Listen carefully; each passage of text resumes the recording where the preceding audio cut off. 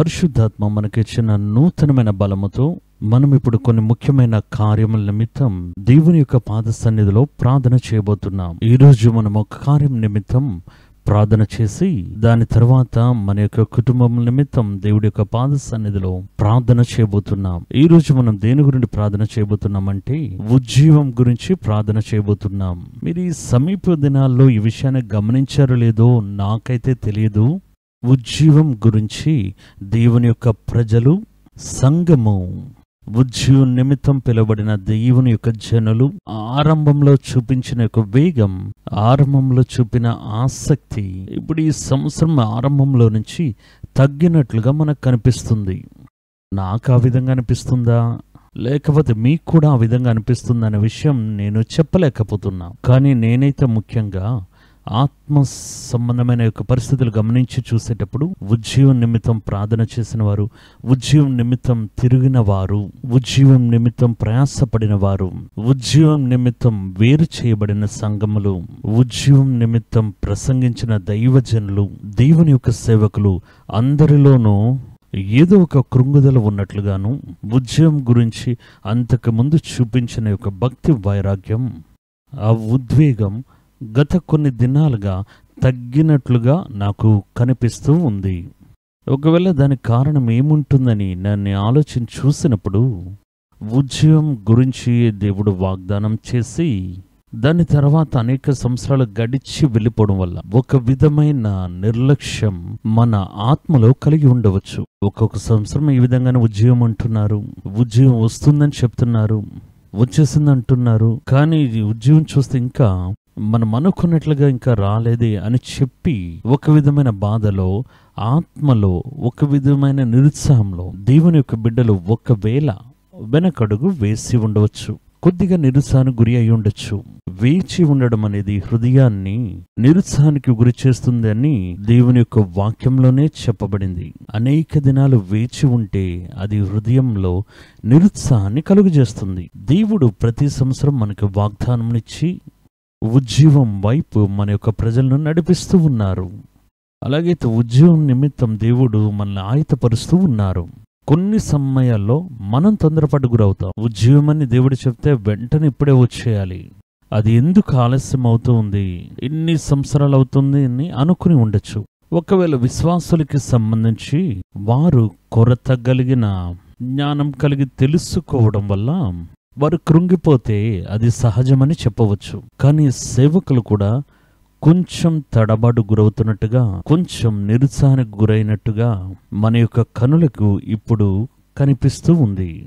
ఈ పరిస్థితి ఆ విధంగా ఉండకూడదు. ఎందుకంటే బైబిల్లో కొన్ని కార్యములు దేవుడు మనల్ని సిద్ధపరుస్తూ ఉంటుండగా, దేవుడు చెప్పిన వాగ్దానాలు స్వతంత్రించుకోవడానికి అనేక సంవత్సరాలు వేచి ఉండాల్సి ఉంటుంది. ఒక కార్యం నిమిత్తం మనం ఎంతగా వేచి ఉంటున్నాము, ఆ వేచి ఉన్న కాలము అనేది, అదే మనల్ని ఆయత్తపరిచే కాలం అనేది మనం అర్థం చేసుకోవాలి. మనల్ని ఆయత్తపరచడానికే, ఆయన ఇవ్వబోయే గొప్ప కార్యాన్ని పొందుకోవడానికి, మనల్ని ఆయత్తపరచడానికే ఆ సమయాన్ని ఆలస్యం చేస్తున్నారనేది మనం అర్థం చేసుకోవాలి. ఈ ఆలస్యములు దేవుడు చెప్పే వాగ్దానం నెరవేర్చబడ్డంలో అనేక స్థలాల్లో ఇది జరిగి ఉండడం మన కనులతో చూసి ఉన్నాం. అబ్రహాము యొక్క జీవితంలో చూడండి, వారికి ఇవ్వబడిన వాగ్దానమును వారు పూర్తిగా పొందుకోవడానికి 25 సంవత్సరాలు వేచి ఉండాల్సి ఉంది. 25 సంవత్సరములు. అప్పుడు దాని గురించి కొంచెం ఆలోచన చూడండి. మనం చదివేటప్పుడు బైబిల్లో తర్వాత సంఘటనలు జరుగుతున్నట్టుగా కనిపిస్తున్నా దాని మధ్యలో ఉన్న యొక్క కాలాన్ని లెక్కించి చూస్తేనే దానికి ఎన్ని దినములు పట్టాయి అనేది మనకు తెలుస్తుంది. అబ్రహామును దేవుడు పిలుస్తున్నారు, ఆయనతో మాట్లాడుతున్నారు. ఆకాశంలో నక్షత్రాలు లెక్కించగలిగితే లెక్కించు, దానికి సమానంగా నీ యొక్క సంతతిని విస్తరింపజేస్తానన్ను. ఆ విధంగా చెప్పిన తర్వాత ఇస్సాకు జన్మిస్తూ ఉన్నాడు. ఇంతే మనం చూస్తున్నాం. కానీ ఈ రెండు విషయాలకు మధ్యలో 25 సంవత్సరములు ఆయన దీని గురించి వేచి ఉన్నారు. 25 సంవత్సరాలంటే అది సాధారణమైన విషయం కాదు. ఎందుకంటే ఆయన వాగ్దానాన్ని పొందుకోవడానికి ఆ 25 సంవత్సరాల వయసులో ఆయన వాగ్దానాన్ని పొందుకోలేదు. ఆయన వాగ్దానాన్ని పొందుకునేటప్పుడు అబ్రహాంకి వయసు 75 సంవత్సరములు. అప్పుడు ఒక్కొక్క సంవత్సరం గడుస్తున్న కొలది ఆయన శరీరంలో వృద్ధాప్యం అధికమవుతూనే ఉంటుంది. అదే కదా నిజం. మొదట్లో ఉన్నదానికంటే దినములు గడుస్తున్న కొలది ఒక 5 సంవత్సరాలు అవుతే ఆయనకి 80 సంవత్సరాల వయసు. 80 సంవత్సరాల వయసేటప్పుడు ఆ వయస్సు యొక్క గుణాతిశయం తన శరీరంలో దాన్ని చూసేటప్పుడు ఈ వాగ్దానం ఏ విధంగా నెరవేర్చబడుతుంది అనే మనసులో ఒక విధమైన సందిగ్ధత, అలానే విశ్వాసం గురించి ఒక చిన్న సందేహం ఒక మనుషుని యొక్క హృదయంలో వచ్చిందంటే అది సహజమే. కానీ దేవుడు చెప్తే అది ఏ పరిస్థితుల్లోనైనా సరే ఖచ్చితంగా నెరవేర్చబడుతుందనే పూర్తి విశ్వాసాన్ని పొందుకోవాలి. ఇంకో 5 సంవత్సరాలు వేచి ఉంటారు. ఇలా వేచి ఉండేటప్పుడు ఇప్పుడు ఆయనకి వయసు 85.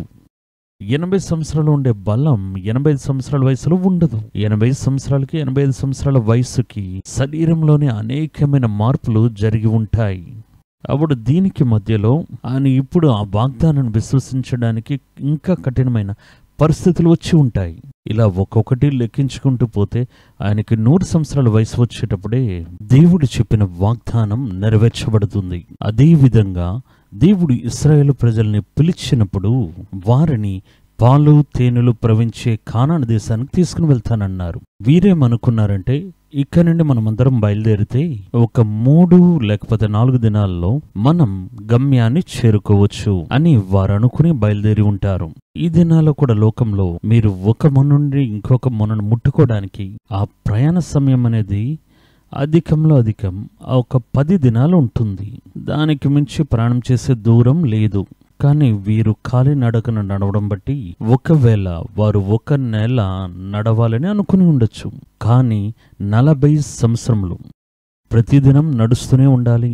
ప్రతిదినం వారు ప్రయాణాన్ని కొనసాగిస్తూ ఉండాలి. ప్రతిదినం పోరాటాల్ని సంధించాలి. అలాంటప్పుడు ఒకానొక సమయంలో ఈ వాగ్దానమే మనకు వద్దు, ఈ కానాను దేశం వద్దు, ఇదంతా జరిగే విషయం కాదని చెప్పి మొదట వారిని నడిపించిన మోషే మీద వారికి సందేహం కలుగుతుంది. రెండవది మోషేతో మాట్లాడారు అని చెప్పబడిన దేవుని మీద కూడా సందేహం కలుగుతుంది. కానీ ఇప్పుడు మనం బయట నుండి ఏం చెప్తున్నామంటే ఇశ్రాయేల్ ప్రజలు సనుక్కున్నారు, రాళ్లతో కొట్టడానికి చూశారు, దేవుడికి విరోధమైన మాటలు మాట్లాడాలని చెప్తాం. కానీ మీరే ప్రాక్టికల్ ఆ స్థలం నుండి చూస్తే మనం కూడా ఒకవేళ అదే విధంగా ప్రవర్తించి ఉంటాం. ఎందుకంటే 40 సంవత్సరాలు అరణ్యంలో నివాసం ఉండి ప్రయాణం చేసి ఈరోజు వెళ్ళిపోతాం, రేపు వెళ్ళిపోతాం అనుకుంటూ. కానీ ఒక విషయంలో నిశ్చయత కలిగి ఉండాలి, దేవుడు చెప్పేది జరిగే తీరుతుంది. ఎప్పుడైతే ఒక కార్యాన్ని దేవుడు మనకి వాగ్దానం చేసి అందులో ఆలస్యం అవుతూ ఉందో అప్పుడు ఆ రాబోయే కార్యం గొప్పదైన మహిమతో నింపబడిన సరిపోల్చలేనటువంటి మహా ఉన్నతమైన ఒక కార్యంగా అది ఉంటుంది. ఒక సాధారణమైన కార్యం అంటే దేవుడు వెంటనే ఇవ్వవచ్చు. ఒక గొప్పదైన ముఖ్యమైన కార్యాన్ని ఆయన ఇవ్వబోతున్నారంటే దానికి మనం వేచి ఉండే ఆ కాల వ్యవధి మనకి ఒక కార్యంగా చూపించబడుతుంది. అనేక దినాలు వేచి ఉండి అది పొందుకుంటున్నారంటే ఖచ్చితంగా అది గొప్ప కార్యంగానే ఉండాలి. దేవుడు వెంటనే మనకెందుకు ఇవ్వలేదనే ఒక ఆలోచన మనసులో వచ్చినా దేవుడు ఆలస్యం చేస్తున్నారనేది దాని ద్వారా దేవుడు గొప్ప కార్యాన్ని ఇవ్వబోతున్నారనే నిశ్చయత మనకిస్తూ ఉంది. అది మాత్రమే కాదు, ఆ కార్యమును పొందుకోవడానికి దాన్ని ఉపయోగించుకోవడానికి అది మనల్ని సిద్ధపరుస్తూ ఉంది. ఈ ఆలస్యం అనేది ఒక ఉద్యోగం వస్తే ఆ ఉద్యోగాన్ని ఎలా హ్యాండిల్ చేయాలి, తర్వాత ఉద్యోగాన్ని ఎలా ముందుకు తీసుకుని వెళ్ళాలి, ఆ ఉద్యోగం గురించి దేవుడి యొక్క చిత్తం ఏంటి, ఇవన్నీ మనం అర్థం చేసుకుంటూ ఉంటుండగా దాన్ని మనం సరిగ్గా ముందుకి తీసుకుని వెళ్ళగలం. ఆశపడుతున్నాం కాబట్టి రావాలి, ఆశపడుతున్నాం కాబట్టి వెంటనే రావాలి. వస్తే దానికి మనం ఏం చేస్తామనే ప్రశ్నకు జవాబు మన దగ్గర లేదు. దాన్ని పొందుకునే ఆ సిద్ధపాటు కూడా మన దగ్గర లేదు. ఈ ఆలస్యం అనేది మనలో సిద్ధపాటును కలుగజేస్తుంది అనేది మనం స్పష్టంగా అర్థం చేసుకోవాలి. దేవుడు ఇంకా ఏదో సిద్ధపాటుని ఎదురు చూస్తూ ఉన్నారు. ఒకవేళ సంఘంలో జరిగే సిద్ధపాటు, లేకపోతే ఉద్యోగాన్ని ముందుకు తీసుకుని వెళ్ళేవారు వారిలో కలగాల్సిన సిద్ధపాటు, ఉద్యోగాన్ని ప్రజల మధ్యలోకి తీసుకుని వెళ్ళి అలానే మారుమూల ప్రాంతాలకు తీసుకుని వెళ్ళే ఉజ్జీవ వీరులు, ఇలాంటి అనేక మంది ఈ ఉజ్జీవంలో కలిసిపోయి ఉన్నారు.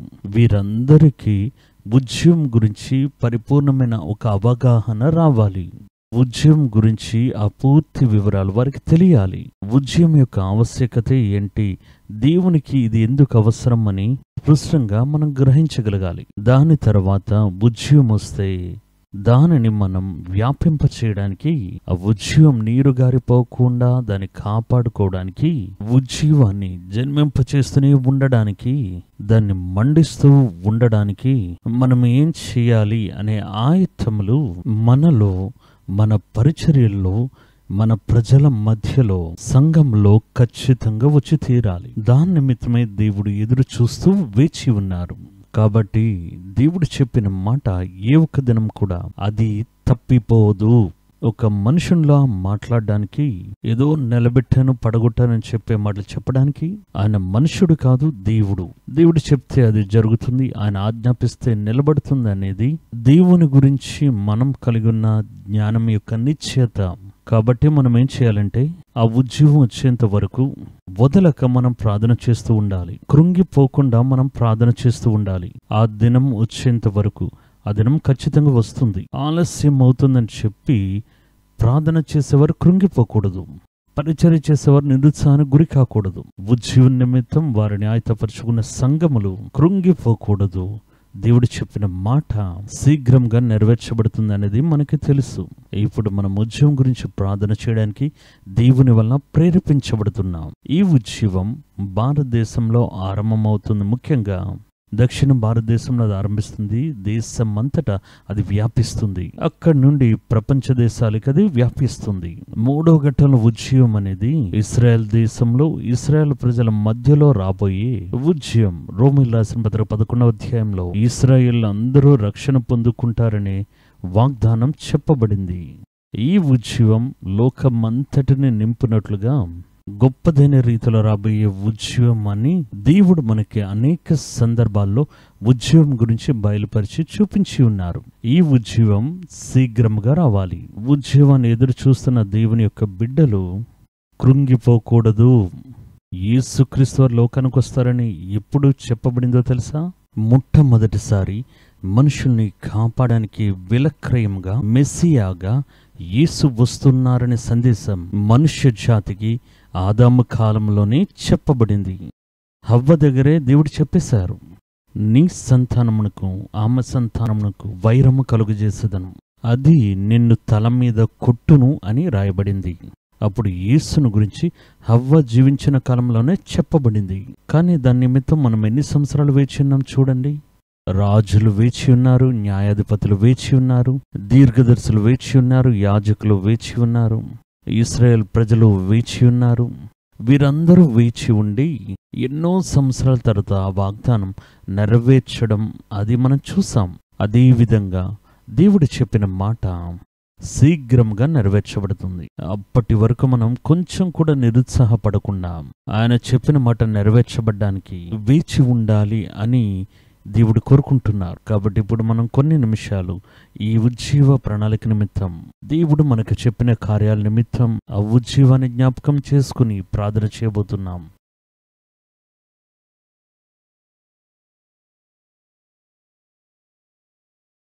అందరూ ఉన్న స్థలంలోనే అలానే మోకాలు వేద్దాం. దేవుని వైపు చూడండి.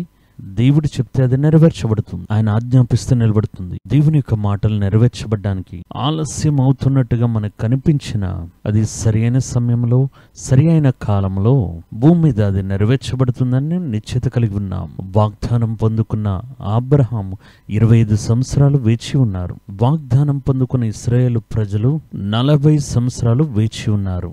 యేసు వస్తారని చెప్పబడే వాగ్దానం పొందుకోవడానికి మానవ జాతి అనేక వేల సంవత్సరాలు వేచి ఉంది.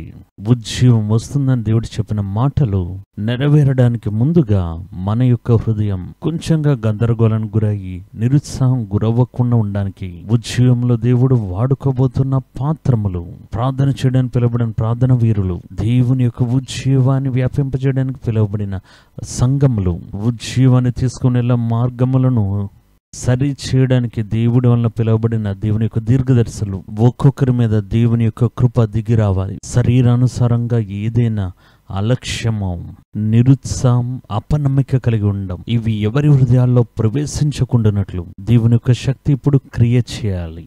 దేవుని యొక్క కర్మలో ఈ ఉజ్జీవ ప్రణాళికను సమర్పించుకుని ప్రార్థన చేయబోతున్నాం. దేవా, మేము ఉజ్జీవాన్ని విశ్వసిస్తున్నాం, ఉజ్జీవాన్ని మేము కోరుకుంటున్నాం. అది దేవుడు చెప్పిన మాట. ఆ దేవుని యొక్క రాకడకు ముందుగా ఈ భూమి మీద నెరవేర్చబడబోయే ఒక గొప్ప సంఘటనని మాకు తెలుసు. అది ఎప్పటికీ ఆలస్యం అవ్వదని మేము విశ్వసిస్తూ ఉన్నాం. దేవా, అది రావడానికి ముందుగా మా హృదయం కృంగిపోకుండా ఉండడానికి, అది ఇంకెప్పుడు రాబోతుందనే నిరుత్సాహం మాలో కలగకుండా ఉండడానికి హృదయాలను ఆయత్తపరిచే దేవుడు, దేవా, ఉజ్జీవం నిమిత్తం మీరు ఎన్నుకున్న సంఘములను ఉజ్జీవింపచేయండి. వారిలో ఆ ఉజ్జీవం నిమిత్తమైన భారమును మళ్ళీ తిరిగి దాన్ని మండించి పురికొల్పండి దేవా. సంఘములు ఉజ్జీవంలో చాలా ముఖ్యమైన విషయం మాకు తెలుసు. ఉజ్జీవాన్ని విశ్వసించి ఉజ్జీవం నిమిత్తం వారిని, అలానే ప్రజలను ఆయత్తపరుస్తున్న సంఘ కాపరులు, సంఘంలో ఉన్న సేవకులు, సంఘంలో ఉన్న ఒక్కొక్క విధి విధానాలు ఒక్కొక్కటిని దేవా మీ కరములో సమర్పిస్తున్నాం. అది ఉజ్జీవం నిమిత్తం కఠినంగా పనిచేయనుగాక. ప్రభువా, దేవా, వాటిని మళ్ళీ నూతన పరచమని మేము ప్రార్థన చేస్తున్నాం. ఉద్యోగం గురించి మాట్లాడి ప్రసంగం చేసి దాన్ని విశ్వసించి వారి సంఘములను ఆయత్తపరిచిన మా సంఘం యొక్క పితరులు, సంఘం యొక్క నాయకులు ఒక్కొక్కరి మీద దేవుడి యొక్క బలపరిచే ఆత్మ, దేవుడి యొక్క ఉత్సాహపరిచే ఆత్మ ఇప్పుడు బలంగా వారి మీద దిగివచ్చునుగాక. వేచి ఉండడం, అనేక దినములు వేచి ఉండడం, అది హృదయాన్ని కృంగింపజేస్తున్న బైబిల్ వాక్యం నిజమే. కానీ పరిశుద్ధాత్మ సహాయంతో ఆయన మమ్మల్ని తిరిగి బలపరచడం, ఉజ్జీవింపచేయడం, ప్రోత్సహించడం, ఉత్సాహపరచడం, గమ్యంను చూసి పరిగెత్తే విధంగా మమ్మల్ని బలపరిచే శక్తిమంతుడని తెలుసుకుని దేవుని యొక్క కరంలో మా సంఘములు అప్పగిస్తూ ఉన్నాం. సంఘంలో ఉన్న నిజమైన కాపరులను అప్పగిస్తూ ఉన్నాం. ఉజ్జీవాన్ని విశ్వసించే సంఘ నాయకులను సమర్పిస్తూ ఉన్నాం. సంఘ విశ్వాసాలను సమర్పిస్తున్నాం. దేవా, అదే విధంగా ఉజ్జీవానికి వాడుకుంటాను అని వాగ్దానం చేయబడిన ఒక్కొక్క సేవకుడిని జ్ఞాపకం చేసుకుంటున్నాం. అందులో సువార్థికులు ఉన్నారు. వారిని మళ్ళీ తిరిగి దేవుడు తన ఆత్మశక్తిని వారిపై ఊది వారిని మండింప చేయండి. మళ్ళీ తిరిగి వారి పరుగుని యవ్వన కాలంలో పరిగెత్తిన విధంగా మార్చండి. వారు బలము పొందుకుని గమ్యంను చేరేంత వరకు అలసిపోకుండా ప్రయాసపడ్డానికి దేవా మీరు వారిని అనుగ్రహించండి. ఆ ఉద్యోగం గురించిన తలంపులు, ఉద్యోగం గురించి ఎదురు చూడడం, ఉద్యోగం గురించిన విశ్వాసం వారి యొక్క మనస్సు తలంపుల్లో వెనకకి వెళ్ళకున్నట్లు దేవా ఉద్యోగాన్ని విశ్వసించే ఒక్కొక్క విశ్వాసం మీద దేవుని యొక్క కరం దిగివచ్చునుగాక, దేవుని యొక్క శక్తి దిగివచ్చునుగాక, దేవుని యొక్క మాటలు దిగివచ్చునుగాక, దేవుని యొక్క అభిషేకం దిగివచ్చునుగాక. వారి హృదయాన్ని కృంగింపజేస్తున్న అన్ని ఆలోచనలు చెరపట్టి ప్రార్థన చేస్తున్నాం. ఇది దేవుడు చెప్పిన మాట, ఇది దేవుని మనసులో ఉండే ప్రణాళిక. అది నెరవేర్చబడుతుంది, నెరవేర్చబడి తీరుతుందని మేము నమ్ముతున్నాం. ఉజ్జీవం నిమిత్తం ముందుగా బయలుదేరి మార్గాన్ని సిద్ధపరచబోతున్నా ప్రవక్తలందరినీ దేవుడి సన్నిధానంలో సమర్పించుకుని ప్రార్థన చేస్తున్నాం. వారిలో ఎటువంటి కృంగుదల, అస్వస్థత, అలక్ష్యం కలగకుండానట్లుగా దేవుడు చెప్పిన మాటలను పూర్తి మనసుతో నమ్మి వెంబడించే విధంగా దేవా వారిని అనుగ్రహించమని మేము మీ దగ్గర వేడుకుంటున్నాం. ఉజ్జీవాన్ని మోసుకుంటూ వెళ్ళడానికి సిద్ధపరుచుకుంటున్న సువార్థికులని దేవా వారిని పేరు పేరున మీరు ఆశీర్వదించండి. వారి యొక్క కాలు కృంగిపోకుండానట్లు, తడబడకుండానట్లు, నీరసించకుండానట్లు దేవుడి నిమిత్తం పరిగెత్తి కష్టపడ్డానికి, ప్రయాసపడ్డానికి వారి కాలను లేడి కాలువలే మార్చండి. అదేవిధంగా ఉజ్జీవం నిమిత్తం వారి యొక్క ప్రార్థన ధూపాన్ని నింపి మోకాలు వేసి వేచి ఉన్న అన్ని ప్రార్థనా గుంపులు, ప్రార్థన నడిపించే నాయకులు, ప్రార్థించే దేవుని యొక్క బిడ్డలు వారి యొక్క లక్ష్యాన్ని చూస్తూ విడువక ప్రార్థన చేయడానికి ప్రార్థన ఆత్మ వీరిని బలంగా ఆక్రమించుకోవాలని ప్రార్థన చేస్తున్నాం. ఆ శక్తి ఇప్పుడు దిగివచ్చునుగాక. ఉజ్జీవం యొక్క అగ్నిని ఎవరెవరు హృదయాల్లో మీరు మండించారు, ఆ అగ్ని కొంచెం కూడా ఆరిపోకుండా, అది కొంచెం కూడా తగ్గిపోకుండా, అది చాలా బలంగా మండించబడ్డానికి దేవా పరిశుద్ధాత్మతో అనుగ్రహించమని ప్రార్థన చేస్తున్నా. ఉద్యోగం రావాలని ఎదురు చూస్తున్న మగవారు, స్త్రీలు, యవ్వనస్తులు, వయోవృద్ధులు, చిన్న బిడ్డలు ఒక్కొక్కరి మీద దేవుని యొక్క ఉత్సాహపరిచే ఆత్మ దిగివచ్చునుగాక. మళ్ళీ నూతన పరిచే ఒక శక్తి వారిలోకి దిగివచ్చునుగాక. ఇది దేవుని యొక్క మాట, అది నెరవేర్చబడి తీరుతుందని ఒక నమ్మిక వారికి కలగాలి. దేవాలా వారిని పేరు పేరున మీరు సంధించండి. వారు ఎందుకు ఎన్నుకబడ్డారో ఆ ఉద్దేశం నెరవేర్చండి. వారు నిరుత్సాహపడకుండా ఆ కాలంలో కోత కోసే విధంగా వారి చేతుల దేవా మీరు దృఢపరచండి. ఉద్యమం యొక్క ప్రణాళికలు శీఘ్రంగా మా దేశంలో విడుదల చేయండి. అది వ్యాపించబడాలి, మండించబడాలి, కాల్చబడాలి. అలానే దేశాన్ని సంధించాలి. అది వెళ్లే మార్గమును, స్థలాలను దేవా మీరు విశాలపరచండి. సకల బాధ్యతలు మీరే దేవా తీసుకుని ఆ ఉజ్జీవ ప్రణాళిక నెరవేర్చండి. యేసునామమున మా అందరి ప్రార్థనలను అంగీకరించండి మా పరమ తండ్రి. ఆమేన్. దేవుడు నిజంగా మన యొక్క ప్రార్థనను గమనించి విని ఉన్నారు. నిరుత్సాహపడకుండా మనం ప్రార్థన చేస్తే సరైన కాలంలో మనం కోతని కోస్తాం. మనం ప్రార్థనలో వేచి ఉన్న ఇదే సమయంలో ఇప్పుడు మనం మన కుటుంబాన్ని దేవుడి యొక్క పాద సన్నిధిలో సమర్పించుకుని ప్రార్థన చేద్దాం. ఈ నూతనమైన వారంలో దేవుని యొక్క పరిశుద్ధాత్మ కుటుంబాన్ని పూర్తిగా తన ఆధీనంలో తీసుకోవాలి. పెద్దవారిని ఆశీర్వదించాలి. కుటుంబంలో ఉన్న యవ్వనస్తుల్ని ఆశీర్వదించాలి. కుటుంబాన్ని నడిపిస్తున్న కుటుంబం పెద్దలను ఆశీర్వదించాలి. మీకు ఆర్థిక కార్యాలు తన ఆధీనంలో తీసుకోవాలి. మీ పిండి ఉంచే పాత్రను దేవుడు ఆశీర్వదించాలి. ఎటువంటి కొరత ఈ నెలలో ఈ వారంలో మన కుటుంబాల్ని ముట్టకుండానట్లు దేవుడు తన చేతులను చాపి దేవుడు మనల్ని ఆదరించాలి. మన యవ్వనస్తులు వారు అధికమైన ఉత్సాహంతో దేవుని నిమిత్తం పరిగెత్తే విధంగా వారిని ఇంకను బలపరచండి. మన బిడ్డల మీద విశేషమైన వైరాగ్యం దేవుడు పెట్టి ఆశీర్వదించాలి. అందరినీ దేవుడి యొక్క పాద సన్నిధిలో పెట్టి మనం ప్రార్థన చేద్దామా? ప్రార్థన చేద్దాం. దేవా, ఇది మా కుటుంబం. మేమందరం ఒక కుటుంబంగా మోకాలు వేసి ఉన్నాం. పని చేసేవాడి కనులు యజమానుడి చేతులు చూసే విధంగా మేమందరం కుటుంబంగా మీ చేతులు మేము ఇప్పుడు చూస్తూ ఉన్నాం. మీరు మా కుటుంబానికి ప్రధానమైన నాయకుడివి. మా కుటుంబాన్ని నడిపించేవాడవు. మీరు నడిపించే కుటుంబంలో ఎటువంటి కొరత ఉండకూడదు. ఎటువంటి అనవసరమైన క్రియలు లోపల ఉండకూడదు. దేవుడు కోరుకొని ఎటువంటి కార్యము మా ఇళ్లలోకి ప్రవేశించకూడదు. ఎందుకంటే ఇది దేవుని వల్ల కాపాడబడి ఒక కుటుంబం. దేవా, మీరు మా కుటుంబం మీద మీ కనుదృష్టిని పెట్టి మా కుటుంబాన్ని జాగ్రత్తగా గమనిస్తూ ఉన్నారే. ఎటువంటి వ్యతిరేకమైన క్రియలు, దేవుడు ద్వేషించే ఎటువంటి క్రియలైనా మా కుటుంబంలో ప్రవేశించకుండానట్లు కంచెను ఏర్పాటు చేయండి. మీ చేతులను చాపి రెక్కల ద్వారా కమ్ముకొనండి దేవా. మా కుటుంబం మీ రెక్కల యొక్క భద్రత కింద ఆ ఉష్ణంలో దేవా మేమందరం నెమ్మదిగా మేము వేచి ఉండడానికి దేవా ఇప్పుడు మీ రెక్కలను చాపండి. ఒక తల్లి పక్షి యొక్క రెక్కల వలె పరిపూర్ణమైన కాపుదలను మేము గ్రహించగలుగుతున్నాం. తల్లి యొక్క ఒడిలో తల్లి యొక్క రెక్కల కింద ఉండే చిన్న బిడ్డ ఏ విధంగా పరిపూర్ణమైన కాపుదల ఉన్నట్టు ఉంటుందో, ఏ విధంగా ప్రేమను గ్రహిస్తూ ఉంటుందో, అదే విధంగా ఇప్పుడు దేవుడి యొక్క మహిమను మేము గ్రహించగలుగుతున్నాం. దేవుని యొక్క కాపుదలను గ్రహించగలుగుతున్నాం. దేవుని యొక్క ప్రేమను గ్రహించగలుగుతున్నాం. దేవుని యొక్క అన్యోన్యతను మేము గ్రహించగలుగుతున్నాం. చాపబడిన మీ రెక్కలు మోకాలు వేసిన కుటుంబాల మీద ఇప్పుడు చాపబడ్డ మేము చూస్తున్నాం. దేవుడు తన యొక్క ఆత్మతో మా చుట్టూ అగ్ని కంచె వలె ఒక కంచెను వేయడం చూస్తూ ఉన్నాను.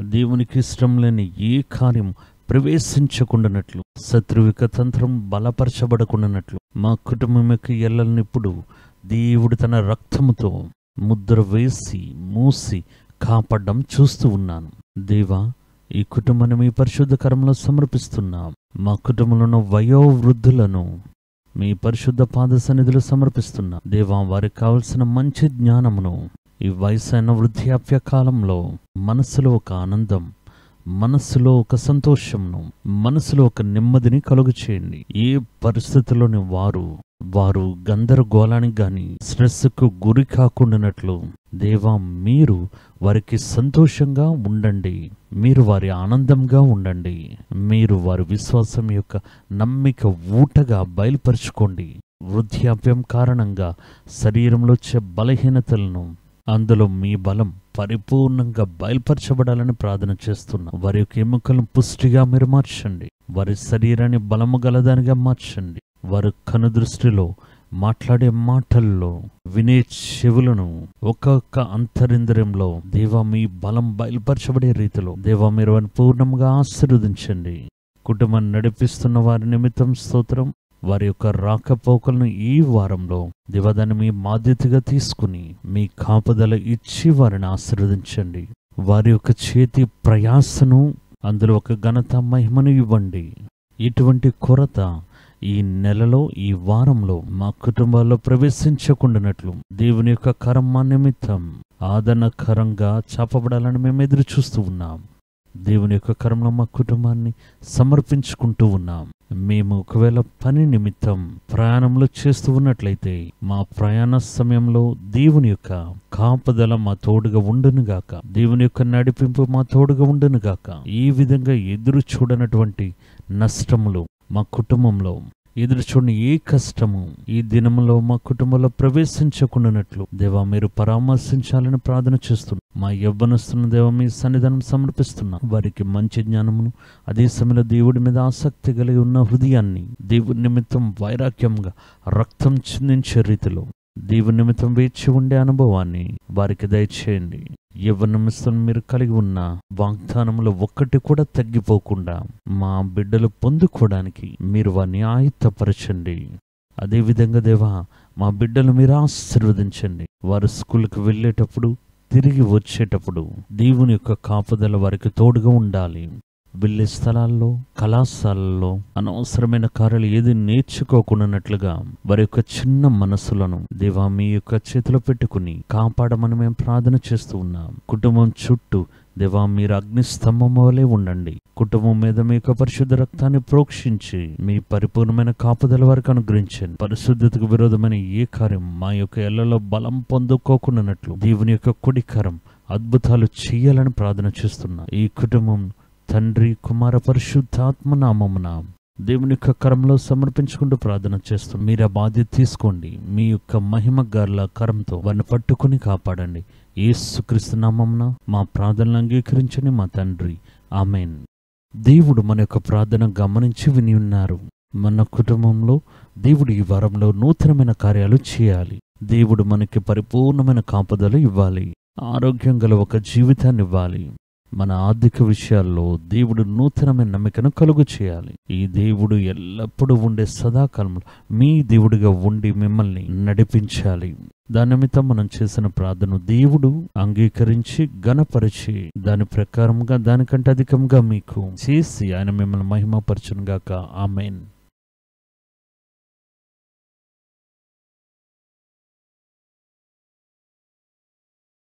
తరువాత మనం దేవుని యొక్క వాక్యాన్ని ధ్యానించబోతున్నాం.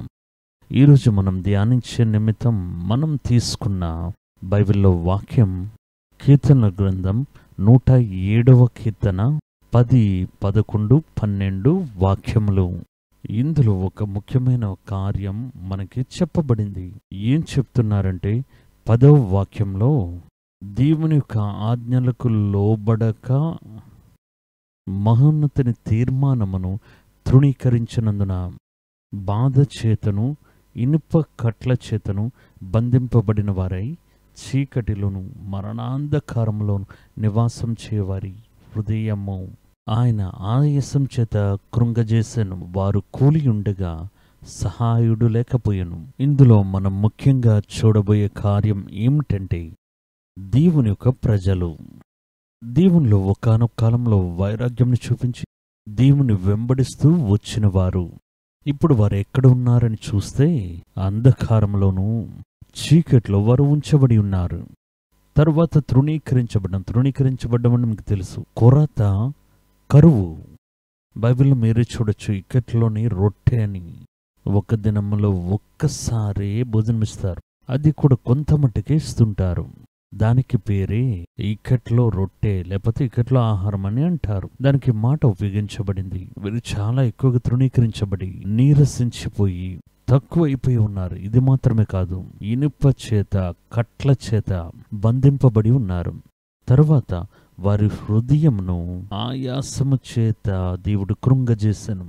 మనసులో ఆయాసం వచ్చి మనసులో ఇక నెమ్మదే లేకుండా స్ట్రెస్ అని చెప్తుంటాం కదా, అటువంటి ఒక గందరగోళమైన స్థితిలో వారిని మరిచిపోయి ఉంటున్నారు.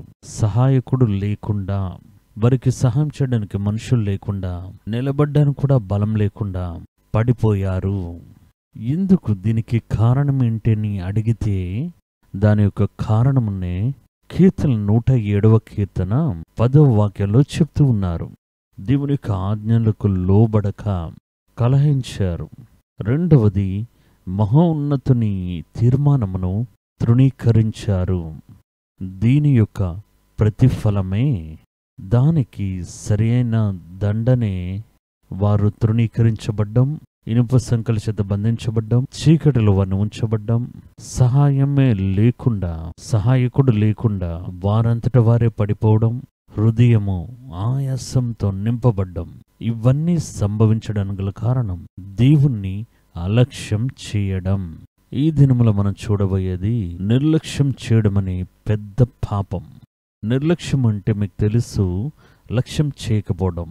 చూసుకుందాంలే మెల్లగా అని.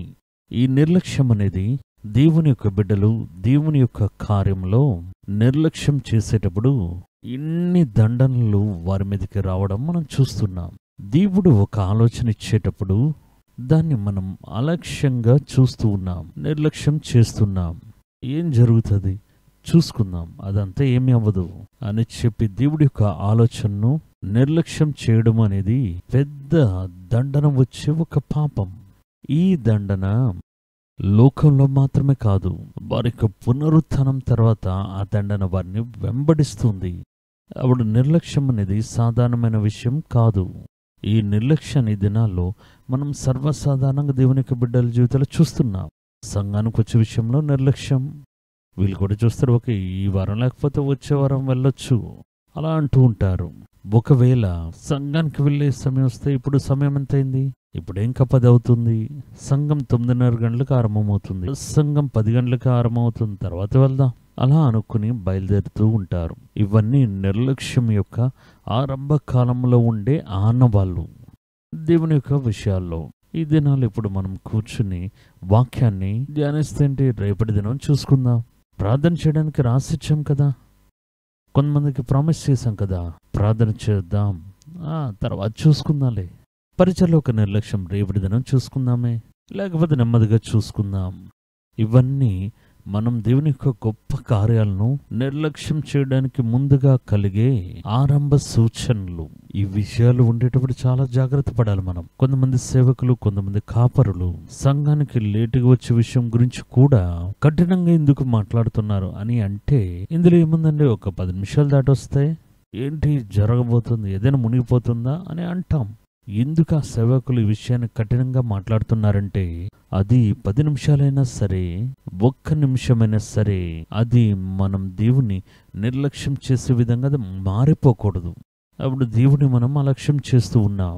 ఒక చిన్న కార్యం చెప్తాను చూడండి. ఒక పెద్ద మంత్రి లేకపోతే ప్రధానమంత్రి అనుకోండి, ఆయన ఆఫీసులో నుండి ఒక లెటర్ వస్తూ ఉంది, రేపటి ఉదయకాలంన మీరు నా ఆఫీస్కి వచ్చి నన్ను కలవాలి, మేము మీకు ఒక కార్యాన్ని చెప్పాలి, కాబట్టి ఉదయమనే వచ్చి మీరు ప్రధానమంత్రిని సంధించాలి, 9:30 గంటలకి ఆయన మీరు ఆఫీసులో కలవాలి, మీకు అపాయింట్మెంట్ సమయం ఇవ్వబడింది అలా అని చెప్తే మీరు ఎన్ని గంటలకు ఆఫీస్కి వెళ్తారండి? ప్రధానమంత్రే కదా, మెల్లగా వెళ్దాం, 10 నిమిషాలు దాటి వెళ్దామే. అలాగని మనం ఏదైనా చేస్తామా? లేదు. మనం ఏం చేస్తామంటే 8 గంటలకే వెళ్ళి వెయిట్ చేసి ఉంటాం, తలుపు తెరవడానికి ముందుగా వేచి ఉంటాం. ఒకవేళ సమయం ముందుకు వెనకదలకు వెళ్తుందేమో అని చెప్పిన సమయానికన్నా ముందే వచ్చి వేచి ఉంటాం. దేవుడు దాన్నే చూస్తున్నారు. ఈ లోకంలో ఉండే ఒక అధికారి, ఒక సెలబ్రిటీ, ఒక పరిపాలించేవారు, ఒక రాజు, వారు మిమ్మల్ని ఆహ్వానించేటప్పుడు మీరు చూపించే ఆ వేగమును, ఆ దృష్టిని, భూమి ఆకాశంను సృష్టించిన నన్ను చూడడానికి వచ్చేటప్పుడు నువ్వెందుకు నిర్లక్ష్యం చేస్తున్నావు? అదే దేవుడు చూస్తూ ఉన్నారు. వీరు నన్ను అలక్ష్యం చేశారు, నా మాటలు వారికి నిర్లక్ష్యంగా కనిపించాయి, వారు దాన్ని అలక్ష్యపరిచారు, ఎప్పుడు చూసినా ఇలానే చెప్తూ ఉంటారని. నువ్వు ఇది చెయ్యాలని చెప్పి దేవుడు ఒక ఆలోచనిస్తూ ఉన్నారు. అదంతా అలా రాదు, వచ్చేటప్పుడు చూసుకుందాం. ఈ అలక్ష్యం, నిర్లక్ష్యం అనేది సాధారణమైన పాపంగా కనిపించిన దాన్ని బట్టి పెద్ద దండన వస్తుంది, అటువంటి పాపం అది అని దేవుని యొక్క వాక్యం చెప్తుంది. కీర్తన 107లో అదే మనం చూసాం. దేవుని నిర్లక్ష్యం చేయడానికి దేవుడు ఏమైనా మనిషి ఆలోచించి చూడండి. ఒక రాజుని అలక్ష్యం చేస్తే ఆయనకి ఎంత కోపం వస్తుంది. హామాన్ చూడండి, అంతఃపురంలోకి వెళ్ళేటప్పుడు అందరూ లేచి నిలబడి నమస్కరిస్తున్నారు. మొర్దెఖాయి అనే వయసులో పెద్దయిన వారు ఆయన అంతఃపుర ద్వారం దగ్గర కూర్చుని ఉన్నారు. ఆయన లేచి నిలబడి నమస్కరించలేదట. అందరూ లేచి నిలబడి అది గమనించలేదు. నేను వచ్చేటప్పుడు ప్రభుత్వంలో ఉన్నతమైన స్థితిలో ఉన్న నన్ను, రాజుకి తర్వాత స్థానంలో, అశ్వేరోషు రాజుకి తర్వాత స్థానంలో ఉన్నవాడిని, నేను మెట్లెక్కి వస్తూ ఉన్నాను. ఈ వ్యక్తి, ముసలి వ్యక్తి మాత్రం నిలబడలేదే. అంత పెద్ద గుంపులో ఒక వ్యక్తి అలక్ష్యం చేసినది ఒంటి కనుతో గమనించి వెళ్ళి వాడిని ఏ విధంగా హత్య చేయాలని ప్రయత్నం చేసింది ఎస్తేరు గ్రంథంలో చదవచ్చు. అలక్ష్యం చేయడం అనేది ఎంత పెద్ద కార్యమో చూసారా? అలక్ష్యం చేయడం అనేది మనిషిని కాదు, దేవుని. కాబట్టి అలక్ష్యం చేయడం అనేది ఒక పెద్ద పాపం. దేవుని యొక్క కార్యాల్లో అన్ని విషయాల్లో మీరు మెలకువగా ఉండి దానికి ముఖ్యత్వాన్ని, మొదటి స్థానాన్ని ఇవ్వాలి. లేకపోతే ఇశ్రాయేలు ప్రజల్ని చూడండి, నా మాటలను నిర్లక్ష్యం చేశారు. నేను ఒక ఆలోచన మీకు ఇచ్చాను, కానీ ఆలోచనని మీరు దాన్ని అలక్ష్యం చేశారు. ఏం జరుగుతుందో చూద్దాం. మనకి తెలియని విషయమా అని. ఎందుకు వారు ఇలా చేస్తున్నారు? మనుషులు దేని మూలంగా దేవుని అలక్ష్యం చేస్తున్నారు? బైబిల్లో అనేక కార్యములు చెప్పబడి ఉన్నాయి. ద్వితీయోపదేశకాండం 32వ అధ్యాయంలో 13 నుండి కొన్ని వాక్యాలు చదివి చూసినట్లయితే, మనుషుల యొక్క బలం అధికమవడం వల్ల వాడికి మంచి డబ్బులు, అధికారం, శరీరంలో బలం, పిలిస్తే వచ్చే 4-5, ఆ విధంగా వారు క్రొవ్వెక్కినప్పుడు వారికి దేవుని యొక్క కార్యం అలక్ష్యంగా కనిపిస్తుంది. దేవుని దగ్గర ఆరాధించడం, ప్రార్థన చేయడం, వేచి ఉండడం అన్ని కార్యములుగా కనిపిస్తున్నాయి. ఇంతకీ వారు అన్యులు కాదే, దేవుని యొక్క బిడ్డలు. వారు ఒక కాలంలో బలహీనంగా ఉండేటప్పుడు దేవుడికి ఎంత ముఖ్యత్వాన్ని ఇచ్చారు? అదే మనుషులు బలవంతులయ్యేటప్పుడు ఈ విధంగా మార్చబడుతున్నారు. బైబిల్లో చెప్పబడుతుంది చూడండి, ద్వితీయోపదేశకాండం 32వ అధ్యాయం. ఆ అధ్యాయంలో కొన్ని వాక్యాలు చదువుతాను చూడండి. భూమి యొక్క ఉన్నత స్థలముల మీద వాని నెక్కించెదను, పొలముల పంట వానికి తినిపించెదను, కొండ బండ నుండి తేనెను, చెకుముకి రాతి బండ నుండి నూనెను అతనికి జుర్రించెదను. ఇవన్నీ ఆ మనుషుని యొక్క సొంత బలము ద్వారా కలిగినది కాదు. దేవుడే వారికి ఇస్తున్నారు. పంటను పండింపజేస్తున్నారు. వాడికి కొండబండ యొక్క తేనె మూలంగా తృప్తిపరుస్తూ ఉన్నారు. వాడికి మంచి పదార్థములు తినిపిస్తున్నారు. వాడు తినేది సాధారణమైన ఆహారం కాదు. అటువంటి రీతిలో చక్కగా గ్రాండ్గా ఒక మంచి జీవితం. ఏం చేస్తున్నాడో చూడండి.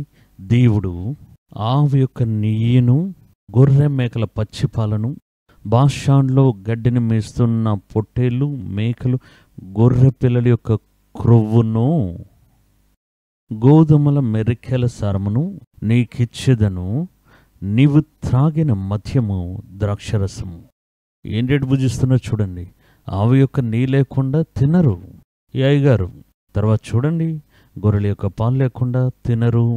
బాషాన్లో మేస్తున్న కొవ్వు పట్టిన పొట్టేలు, ఆ పొట్టేలు యొక్క మాంసం అవి లేకుండా భోజనం చేయరు. మొత్తం కొవ్వెను, గోధుమల మెరికల సారమును, మంచిగా పండించిన గోధుమను, రక్తం వంటి ఎర్ర రంగులో ఉన్న మంచి శ్రేష్టమైన ద్రాక్షరసం, ఎటువంటి కల్తీ లేని ద్రాక్షరసమును సేవిస్తున్నావు. తర్వాత ఏం జరుగుతుందో చూడండి. యేషూరును క్రొవ్విన వాడై కాలు జాడించను. నీవు క్రొవ్వి బలిసి మందుడవైతివి. క్రొవ్వి అంటే ఫ్యాట్ అయి, క్రొవ్వి బలిసి మందుడవైతివి. వాడికి ఒక విధమైన స్థితి, వాడికి ఒక అంతస్తు వచ్చేటప్పుడు తనను సృష్టించిన దేవుని వదిలిపెట్టి తన రక్షణ శైలమును తృణీకరించును. చూసారా? ఒక మనుషుడు ఎప్పుడు దేవుని తృణీకరిస్తున్నాడు అంటే వీడికన్నీ సమయానికి దొరుకుతూ ఉన్నాయి. వాడు భుజించడానికి ఉచితమైన ఆహార పదార్థాలు దొరుకుతూ ఉన్నాయి. అందులో చిన్న ధూళిపన్న కూడా విసివేస్తాడు. ఉన్న దాంట్లో ఏది విశేషంగా ఉందో దాన్నే భుజిస్తాడు. వారి యొక్క ఇల్లు అంత ఐశ్వర్యంతో నింపబడి ఉంటుంది. ఇవన్నీ ఈయన సొంతంగా సంపాదించింది కాదు, దేవుడిచ్చింది. కానీ దాంట్లో వాడు ఊరిపోయి బలం పొందుకునేటప్పుడు దేవుణ్ణి రెండో స్థలంలోకి పంపివేస్తున్నాడు. నేను అటువంటి వ్యక్తుల్ని చూసి ఉన్నాను. నాకు తెలిసిన ఒక వ్యక్తి, నా స్నేహితుడనే చెప్పవచ్చు. వారి యొక్క ఆరంభ కాలాన్ని మీరు చూసినట్లయితే చాలా కఠినమైన ఒక జీవితం. ఇంటిలో వారితో పాటు పుట్టిన యొక్క సహోదరులు, సహోదరులకు సరైన భోజనం కూడా పెట్టలేక వారి యొక్క తల్లిదండ్రులు ఆ విధంగా కష్టపడ్డారు. స్కూల్కి పంపి చదివించడంలో కష్టమే, మధ్యాహ్నం భోజనం పంపించడం కూడా కష్టమే. అటువంటి ఒక తక్కువైన స్థితి, ఒక టీ తాగడానికి కూడా ప్రార్థన చేసి, దేవా రేపటి దిన మాకు టీ దొరకాలి, అలా ప్రార్థన చేసేటువంటి ఒక పరిస్థితి, ఒట్టి కాళ్ళతో నడిచి వెళ్ళే అనుభవం. ఇవన్నీ చూస్తే జీవితంలో కింద స్థాయిలో వారి కుటుంబం ఉండేది. దేవుణ్ణి అంగీకరిస్తున్నారు, దేవునిలోకి వచ్చి దేవుని దగ్గర ప్రార్థన చేశారు. దేవుని యొక్క పరిచర్య నిమిత్తం వారి కుటుంబంలో ఉన్న కొంతమందిని సమర్పించుకున్నారు. దేవుని గురించి వైరాగ్యంగా పరిచర్య చేశారు. నాకు యేసే దేవుడు అని. కొన్ని దినాల తర్వాత ఆ పరిచర్య ఆయన పరిగెత్తారు, కష్టపడ్డారు, ప్రయాసపడ్డారు, విత్తారు, ప్రయాసపడ్డారు. ఆ పరిచర్య కొన్ని ఫలములు ఇవ్వడం ఆరంభించేటప్పుడు కొంచెం వసతి రావడం మొదలైంది. అంతకు ముందంతా నేను చూసింది, ప్రార్థనకు వెళ్ళి కూర్చుంటే 2 దినాలైనా ఆయన్ని చూడలేం, 3 దినాలైనా బయట వాడిని చూడలేం. అంత మటుకు దేవుని యొక్క పాద సన్నిధిలో వేచి ఉండి రాత్రి పగలు ప్రార్థించే మనిషి. బయటకు వచ్చినప్పుడు చూస్తే ముఖంలో ఒక ప్రకాశం ఉంటుంది. కళ్ళన్నీ చెమ్మగిల్లి దేవుడి దగ్గర ఏడ్చి వేడుకొని ప్రార్థన చేసి, అనేక దినాల ఉపవాసం, మోకాళ్ళని అరగదీసి ప్రార్థన చేసి, కానీ జీవితంలో ఈ విధంగా జరుగుతూ ఉండేటప్పుడు దేవుడు వారి యొక్క పరిచర్యలో వారు చేసిన కార్యాలు, త్యాగాన్ని గణపరిచి ఇరుకులో ఉన్న ఆయన్ని విశాలతలో పెట్టారు. తర్వాత ఏమైంది? ఆయనకి అనేక స్థలాల్లో నుండి చాలా ఆఫరింగ్స్, కానుకలు రావడం మొదలయ్యాయి. తరువాత జీవితంలో ఒక్కొక్క మెట్టు పైకెళ్తుండగా ఉన్నత స్థితి కలిగింది. 1కి 3 కార్లు, 4 కార్లు వచ్చాయి. సొంతంగా గృహం, స్థలాలు, కట్టడాలు వచ్చాయి. మంచి ఒక స్థితి వచ్చింది. ఇప్పుడు ప్రార్థన పోయింది. దేవుడి యొక్క విషయాలు చూపించిన వైరాగ్యం కనిపించకుండా పోయింది. అన్నీ పోయాయి. ఇప్పుడు సంభ్రమంగా ఉన్న జీవితం, మంచి ఒక ఉన్నత స్థితిలో ఉన్న జీవితం చాలా ఆశ్చర్యంగా ఉండేది. ఎలా ఉన్న మనుషులు వాళ్ళు ఏమనుకుంటున్నారండి, ఇప్పుడు జీవిస్తున్న జీవితమే రాజు వంటి జీవితం. నాకు సంబంధించి మొదట జీవించారు చూడండి, అదే రాజు వంటి ఒక జీవితం, రాజుతో కలిసి జీవించిన జీవితం. కానీ క్రొవ్వెక్కి పాత విషయాలు మర్చిపోయేటప్పుడు, వసతులు అధికమైనప్పుడు, పిలిస్తే రావడానికి ఒక 10 మంది, వారి కార్యాలు చేయడానికి ఒక 10 మంది, ఒక విశాలతలోకి దేవుడు తీసుకుని వచ్చి పెట్టినప్పుడు వాటన్నిటినీ మర్చిపోయి, పాతవన్నీ మర్చిపోయి, పాతే మర్చిపోండి మంచిదే, కానీ వారిని నడిపించిన దేవుని కూడా మర్చిపోయారే. దానిని మర్చిపోయి ఈరోజు ఒక యజమానుడిలాగా, ఒక కార్పొరేట్ కంపెనీ అధిపతి వల్లే వారు చూసే చూపులోనే ఒక గర్వం, వారి కార్యాల్లో అలక్ష్యం, నేను చెప్పేదే సత్యం, నేను చెప్పేదే కార్యములని ఒక నమ్మిక, ఇవన్నీ వచ్చి దేవుని అలక్ష్యం చేయడం కళ్ళతో చూడగలుగుతున్నాం. ఇంకా కొంతమంది సేవకులను కూడా నేను చూసి ఉన్నాను. ఇలా ఏడ్చి ప్రార్థన చేసి మోకాల మీద ఉండి ఆ విధంగా పొందుకుని దేవుడు వారి యొక్క చేతుల్ని బలపరిచేటప్పుడు, తర్వాత దేవుని యొక్క కార్యములు దేవుడే దిగివచ్చి చెప్పినా కూడా దాన్ని అలక్ష్యం చేసి, అవన్నీ తర్వాత విషయాలు సమయం ఉంటే చూద్దాం, అటువంటి స్థితిలోకి వెళ్ళిపోయిన వారిని చూస్తున్నాం. ఒక కాలంలో నేను కళ్ళతో చూసిన కొంతమంది, వారు దేవుని యొక్క బిడ్డలే, సేవకులే, కష్టం యొక్క ఎల్లలో నిలబడి పరిచర్య చేసిన వారు. ఈరోజు ఒక మంచి వసతి గల స్థితిలోకి వచ్చేటప్పుడు నెలకి గ్రోసరీ కొనడానికి, నెలల్లో కొన్ని వస్తువులు కొనడానికి విదేశాలకు వెళ్ళి కొనుక్కొని వస్తున్నారు ప్రతి నెల. ఇవన్నీ విన్నాను, చాలా ఆశ్చర్యంగా ఉంది. నేనే చూసి ఉన్నాను. ప్రతి నెల విదేశాలకు వెళ్ళి ఒక వస్త్రాలు కొనాలా, పర్చేస్ చేయాలా, ఒక చిన్న వస్తువు కూడా, ఆవాలు కూడా కొనడానికి ఫ్లైట్లోని మలేషియా వెళ్ళాలి, లేకపోతే ఫ్లైట్లో సింగపూర్ వెళ్తుంటారు. అక్కడికి వెళ్ళి ఈ యొక్క పర్చేస్ అంతా కొనుక్కుని వస్తారు. ఎందుకంటే వీరు ఒక ఉన్నత స్థితికి వచ్చేసారు. ఇక మీదట ఉన్న విషయాలేంటి? అవి యొక్క నెయ్యి లేకుండా భోజనం చేయరు, రక్తం వంటి శ్రేష్టమైన ద్రాక్షరసం లేకుండా తాగరు, బాషాన్లో ఉన్న పొట్టేళ్ళు, మేకల యొక్క మాంసాన్ని తింటారు. ఎందుకంటే వారు ఉన్నత స్థితికి వెళ్ళిపోయారు. ఈ విషయాలనంతా మీరు బాగానే ఉన్న మంచిదే, కానీ దీనితో వారు దేవుని మరిచిపోయి ఆయన అలక్ష్యం చేశారు. ఆ కొవ్వు అనేది వచ్చేటప్పుడు, మనుషుల్లో ఒక ఉన్నత స్థితి వచ్చేటప్పుడు, ఒక ఆశీర్వాదం వచ్చేటప్పుడు, వాడు దేవుడే ఎవరని అడిగే పరిస్థితుల్లోకి వెళ్ళిపోతూ ఉన్నాడు. వారు మొదట దేవుడి యొక్క పేరు వినగానే వారు చూపించిన ఆ యొక్క భక్తి, వినయం, భయం, వణుకు ఇదంతా తగ్గిపోయి యేషూరును క్రొవ్వినవాడై కాలు జాడించెను. చూసారా, వాక్యంలోనే రాయబడింది. ఇశ్రాయేలు ఏం చేశాడు? యేషూరును క్రొవ్వినవాడై కాలు జాడించెను. ఎవరిని? దేవుడిని. మందుడు అయి బాగా కొవ్వెక్కి బాగా బలిసినప్పుడు, వాడికి శక్తి, బలం అధికమైనప్పుడు తన్ను పుట్టించిన దేవుని విడిచెను, తన రక్షణ శైలమును తృణీకరించెను. అలక్ష్యం చేస్తున్నాడు. చూసారా, ఇందులోనే దావీదు దాన్ని దాటుకుని నిలబడుతున్నాడు. దావీదు ఏం చేస్తున్నాడు చూడండి. ఎంత ఉన్నతమైన స్థితికి వెళ్ళినా, రాజుగా మార్చబడినా ఆయన తన యొక్క పాత స్థితిని మరిచిపోలేదు. దేవునికి ముఖ్యత్వం ఇచ్చి, మొదటి స్థానాన్నిచ్చి ఆయన తన జీవితాన్ని చూసుకున్నాడు. చిన్న చిన్న పడిపోయినప్పుడు, తడబాట్లు వచ్చినప్పుడు సమ్మాలిస్తూ నిలబడ్డాడు. వీరిని చూడండి, అలక్ష్యం అనే పెద్ద పాపం. రెండవది, వీరు దేని బట్టి అలక్ష్యం చేస్తూ ఉన్నారు? దేవుడు ఒక ఆలోచన ఇస్తూ ఉన్నారు, దేవుడు ఒక మాట ఇస్తూ ఉన్నారు, లేకపోతే దేవుడి యొక్క కార్యములు. వీరు దేవుడికి చేయాల్సిన కొన్ని బాధ్యతలు ఉన్నాయి. అది ఎందుకు వీరు చేయట్లేదు? ఎందుకు అలక్ష్యం చేస్తున్నారు? వాక్యం చెప్తుందంటే రెండవ కారణం, వారు తమ యొక్క సొంత గర్వం వలన, అహంకారం వలన, వారి చుట్టూ ఉన్నాయి కదా, దేవుడు ఏం చెప్తున్నా, నేను నీకు భుజింపజేశాను, నేను నీకు ఇచ్చాను అని. కానీ వీరైతే ఇవన్నీ మా వల్లే సాధ్యమయ్యాయి. నేను వెళ్ళాను, పని చేశాను, కష్టపడ్డాను, నేను ప్రయాసపడ్డాను, వ్యాపారం చేశాను, నేను ప్రసంగం చేశాను, కూటాన్ని నడిపించాను, కాబట్టి ఇది నాకు దొరికింది అనే ఒక గర్వం వారిలోకి వస్తూ ఉంది. ఒక స్వార్థపూరిత స్వభావం వస్తుంది. అది రాగానే అప్పుడే ఆ దేవుణ్ణి మరిచిపోతూ ఉన్నారు. కీర్తనల గ్రంథం 10వ కీర్తన 3-4 వాక్యాలు ఈ విధంగా చెప్పబడింది. దుష్టులు తమ మనోభిలాషను బట్టి అతిశయపడుదురు. ఏది కోరుకున్నా వెంటనే దొరుకుతుంది.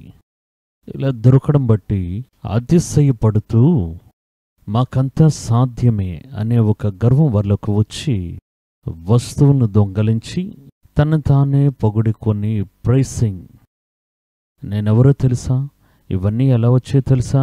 ఇదంతా కొంచెమా, నేనే పరిగెత్తి పని చేసి జ్ఞానం ఉపయోగించి ఇవన్నీ సంపాదన. నెబుకద్నెజర్ కూడా అలా చెప్పారు. నా యొక్క మహిమ బయలుపరచబడే నిత్యం కట్టబడిన బాబిలోన్ అన్నారు. వాడికైనా దేవుడు తెలియని వ్యక్తి. ఈ దినాల్లో సేవకులు, దేవుని తెలుసుకున్న దేవుని యొక్క బిడ్డలు వారి యొక్క జ్ఞానం గురించి, శరీరం గురించి, తాళంతుల గురించి అహంకారం కలిగి వారు అడిగిందంతా దొరుకుతూనే ఉంది, కోరుకున్నది నెరవేర్చబడుతుంది. వాడు తన నిమిత్తం అతిశయపడుతూ తనని తానే పొగుడుకుంటూ, నేను చూసిన ఒక సేవకుడు, ఆయన తోడుగా ఉన్న వారందరూ ఆయన్ని దేవుని యొక్క తర్వాత స్థానంలో ఆయన చూడాలి. ఆ విధంగా ఆయన ప్రైజ్ చేస్తూ మాట్లాడాలి, లేకపోతే ఆయన కోపం వస్తుంది. హామాను అలాగే ఒంటికనితో చూసుకుని వెళ్ళాడో అదేవిధంగా ఎవరెవరు మనల్ని గనపరుస్తూ ఉన్నారు, ఎవరెవరు మనల్ని గమనిస్తూ ఉన్నారు, ఎవరెవరు మనం ప్రైజ్ చేస్తున్నారనేది గమనిస్తూ ఉంటారు. ఇక్కడ ఏం చెప్తుందంటే, వాడికి వాడే అతిశయపడి దేవుణ్ణి తిరస్కరిస్తూ ఉన్నాడు. చూసారా, 3వ వాక్యంలో, దుష్టులు తమ మనోభిలాషను బట్టి అతిశయపడుదురు, లోబులు వస్తువులను దొంగలించి వారికి వారే అతిశయపడుతూ సొంతంగా పొగడుకోవడం, దేవుని తిరస్కరిస్తూ ఉన్నారు. దుష్టులు పొగరెక్కి యెహోవా విచారణ చేయుడు. దేవుని వెతకకుండా ఉండే కారణం ప్రైడ్, గర్వం, అహంకారం, నేను అనే అహంకారం. ఇటువంటి మనుషులు ఏం చెప్తారో, కాలంలో చూడండి, ఒక గ్లాసు టీ తాగడానికి అవకాశం లేకుండా ఉండేది. ఇప్పుడు చూడండి, ఇన్ని ఇళ్ళు, ఇన్ని కార్లు, ఇన్ని తోటలు, ఇంతమంది మనుషులు, బ్యాంకులు ఇంత బ్యాలెన్స్, ఇవన్నీ నా అర్హతను బట్టి. ఆ విధంగా వారు జ్ఞాపకం చేసుకుంటారు. వారు తమ యొక్క గర్వమును బట్టి దేవుణ్ణి వెతకరు, తర్వాత కూర్చొని ప్రార్థన చేయరు, తర్వాత దేవుణ్ణి వెతకరు, అలక్ష్యం చేస్తున్నారనేది తెలుస్తుంది. వారు ఇక మీద ప్రార్థన చేస్తే స్టేజ్ మీద ప్రజలు చూడడానికే ప్రార్థన చేస్తారు. ఎందుకంటే అది వారికి ఒక వ్యాపారం. ఒకటి దేవుడి దగ్గర నిజంగా ప్రార్థన చేస్తే అన్ని స్థలాలను కూడా చేస్తాడు. దాని తర్వాత చూడండి, దేవుని వెతకరు, ఒక షో అంతే. ఈ విషయాలన్నీ బైబిల్లో అక్కడ చెప్పబడుతున్నాయి. తర్వాత కార్యం చూడండి, మూడవ కార్యం. ఎందుకు దేవుని అలక్ష్యం చేస్తున్నాం అంటే, ఆయన మాట మీద విశ్వాసం అనేది తగ్గిపోతే. ఈ దేవుని యొక్క మాటే ఇదేం చేస్తుంది మాట? నా విశ్వాసం తగ్గిపోతే వాడు దేవుణ్ణి అలక్ష్యం చేస్తాడు. ఇది బైబిల్ గ్రంథం, ఇది దేవుడు చెప్పిన మాటలు అని మనం నమ్ముతున్నాం. నేను సమీపంగా యూట్యూబ్లో ఒక క్లిప్పింగ్ని చూశాను. అందులో ఒక ఫారిన్లో ఉండే ఒక చర్చ్లో ఒక బైబిల్ గ్రంథాన్ని కాలి బంతి వలె స్టేజ్ మీద బైబిల్ని తన్నుతూ ఆడుతున్నారు. పాస్టర్ అక్కడ నిలబడి ఉన్నారు, బైబిల్ని వేస్తూ ఉన్నారు. దాన్ని ఒక వ్యక్తి ఫుట్బాల్ వలె తంటున్నాడు. మేము దేవుని నమ్ముతున్నాం, బైబిల్ని కాదు. బైబిల్ని దేవుని వలె పెట్టుకుని నమస్కరించడం, ఆరాధించడం విగ్రహారాధన కాదా? కాబట్టి మాకు సంబంధించి ఇది ఒక పుస్తకం మాత్రమే అని చెప్పి తన్నుతూ ఆడుతున్నారు. సరే, నువ్వు అనుకున్నట్టు అది ఒక పుస్తకం అంటే అలా ఆటలాడతావా దాంతో? మీరు చదివిన ఇక స్కూల్కి తీసుకున్న పుస్తకాలను అలాగా ఆటలాడారు. అది దేవుని అలక్ష్యం చేయడం, దేవుని కోపాన్ని తెప్పించడం. నేనే చూశాను, అది యూట్యూబ్లో ఉంది. తన్నుతూ ఆటలాడుతున్నారు, బైబిల్ని విసురుతూ తన్నుతూ ఆడుతున్నారు. ఏం చేస్తా చూద్దాం అంటున్నారు. చూడండి, ఇదే బైబిల్ చెప్తుంది. ఆయన యొక్క మాటలను విశ్వసించకుండా ఆయన చెప్పేది జరుగుతుంది. మాట్లాడింది దేవుడే అని వారు నమ్మకుండా, విశ్వసించకుండా వారు దేవుని అలక్ష్యం చేస్తారు. ఒకడు దేవుని అలక్ష్యం చేస్తే వాడు దేవుని, ఆయన మాటను విశ్వసించలేదు అనే అర్థం. ఇందులో వేరే అర్థమే లేదు. చూడండి, బైబిల్లో చెప్పిన కీర్తనల గ్రంథం 106వ కీర్తన 24వ వాక్యం. 24లో ఎలా చెప్తూ ఉన్నారు? వారు ఆయన మాట నమ్మకపోయిరి, వారు రమ్యమైన దేశమును నిరాకరించిరి. యెహోవా మాట ఆలకింపక వారు తమ గుడారంలో సనుగుకొనిరి. దేవుడు వారికి ఒక వాగ్దానాన్ని ఇస్తున్నారు. పాలు తేనెలు ప్రవహించే కానాను దేశానికి తీసుకుని వెళ్తామనేదే ఆ మాట. ఆ మాటను వారు నమ్మకపోవడం వల్ల వారు ఏం చేస్తున్నారు చూడండి, ఆయన మాటను అలక్ష్యం చేస్తున్నారు. అప్పుడు దేవుడు చెప్తూ ఉన్నారు, మీరు రేపటి దినమే బయలుదేరి ఈ ఊరిలో నుండి మీ యొక్క సైన్యం నడిపించుకుని వెళ్ళాలి. ఇశ్రాయేల్ దేశాలు ఈ యొక్క దేశం చుట్టుకుని వెళ్ళాలి. మీరంటున్నారు, అలా మేము రాము, మాకు వేరే మార్గం ఉంది, అది షార్ట్ కట్, మేము అలా వెళ్తాం అని చెప్తుంటారు, సనుక్కుంటారు. కారణం ఏంటంటే వారికి దేవుని యొక్క మాట మీద విశ్వాసం లేకుండా పోయింది. అది వారు నమ్మలేదు. దాని తర్వాత అక్కడ దేవుడు మాట్లాడితే దేవుడికి అక్కడ మర్యాదే ఉండదు. వారు అలక్ష్యం చేశారు, కోరుకున్న దేశాన్ని అలక్ష్యం చేశారు. ఏంటి గొప్పగా పాలు తేనెలు ప్రవేశిస్తాయట? ఒక దేశంలో పాలు తేనెలు ప్రవేశిస్తే బాగుంటుంది, అది మాకు అదంతా వద్దు, మాకు అనవసరం. కొంతమంది చెప్తారు పరలోకం అవసరం లేదు. ఎవరు చెప్పారు మాకు వద్దు అని కొంతమంది చెప్తుంటారు. ఇవన్నీ ఎలా వస్తున్నాయంటే వీరికి దేవుని యొక్క వాగ్దానం మీద ఉన్న యొక్క విశ్వాసం లేకుండా పోయిందని అర్థం. అది లేకుండా పోయింది. ఇక్కడ ఏం చెప్పబడింది చూడండి, కీర్తన గ్రంథం 106:24వ వాక్యం. వారు ఆయన మాట నమ్మకపోయిరి, రమ్యమైన ఆ దేశమును నిరాకరించిరి. యెహోవా మాట ఆలకింపక, దేవుడు మాట్లాడే మాటను ఆలకించక వారు తమ గుడారంలో సనుగుకొనిరి. వారి యొక్క గుడారంలో సనుగుకొనిరి. ఎలా ఉంటుంది చెప్పండి? 4వ కార్యం చూడండి, ఎందుకు దేవుణ్ణి అలక్ష్యం చేస్తున్నారంటే దేవుని యొక్క ఆలోచనను కోరుకోని వారు దేవుని అలక్ష్యం చేస్తున్నారు. ఏనొకటి మధ్యలో వచ్చి ఇది చేయక అది చేయక నువ్వు అక్కడికి వెళ్ళు ఇక్కడికి వెళ్ళు అని దేవుని దగ్గర వేచి ఉంటే ఇదే సమస్య అని ఏదో ఒకటి చెప్తుంటారు అని చెప్పి ఆయన మాటను నిరాకరించడం వల్ల, ఆలోచనను నిరాకరించడం వల్ల వారు దానిని అలక్ష్యం చేశారు. దేవుడు ఇక్కడ ఇశ్రాయేల్ ప్రజలతో మాట్లాడడానికి వస్తున్నారు. ఇప్పుడు మీరు నేను చాలామంది అడుగుతూ ఉంటారు, దేవుడు వచ్చి మాట్లాడతారా? ఈ సందేశం ద్వారా దేవుడు నాతో మాట్లాడారని చెప్తూ ఉంటారు. చాలామంది సేవకులు దేవుడు మాట్లాడి ఉన్నారు, నిన్న దినాన దేవుడు ఈ యొక్క మాటను ప్రసంగం చేయమని చెప్పారు, ఇలా మాట్లాడారని చెప్తున్నారు అంటున్నారు కదా. నాకు కూడా ఆ మాటలు వినడానికి ఆశగా ఉంది. ఆయన స్వరం ద్వారా మాట్లాడతారా, లేకపోతే ఎలా మాట్లాడతారు, కళల ద్వారా మాట్లాడతారని చాలా మంది దేవుడి యొక్క స్వరం వినడానికి ఆశపడుతున్నారు. నిజమే కదా. కానీ దేవుడు మాట్లాడి ఉడిదే అనే మాట వినడానికి ఆశే. కానీ దేవుడు మాట్లాడి తన యొక్క ఆజ్ఞలను బయలుపరిచి ఇది ఖచ్చితంగా చేసి తీరాలని చెప్తే మనమే ఒకానొక సమయంలో దేవా మీరు ఇక మాట్లాడకండి అని మనం చెప్తాం. ఎందుకేం నాతో మాట్లాడాలి, ఇక మాట్లాడకూడదని మనం అనుకుంటాం. అటువంటి వారిని నేను చూసి ఉన్నాను. దేవుడు మాట్లాడాలని కోరుకున్నా దేవుడు నాతో మాట్లాడకూడదు.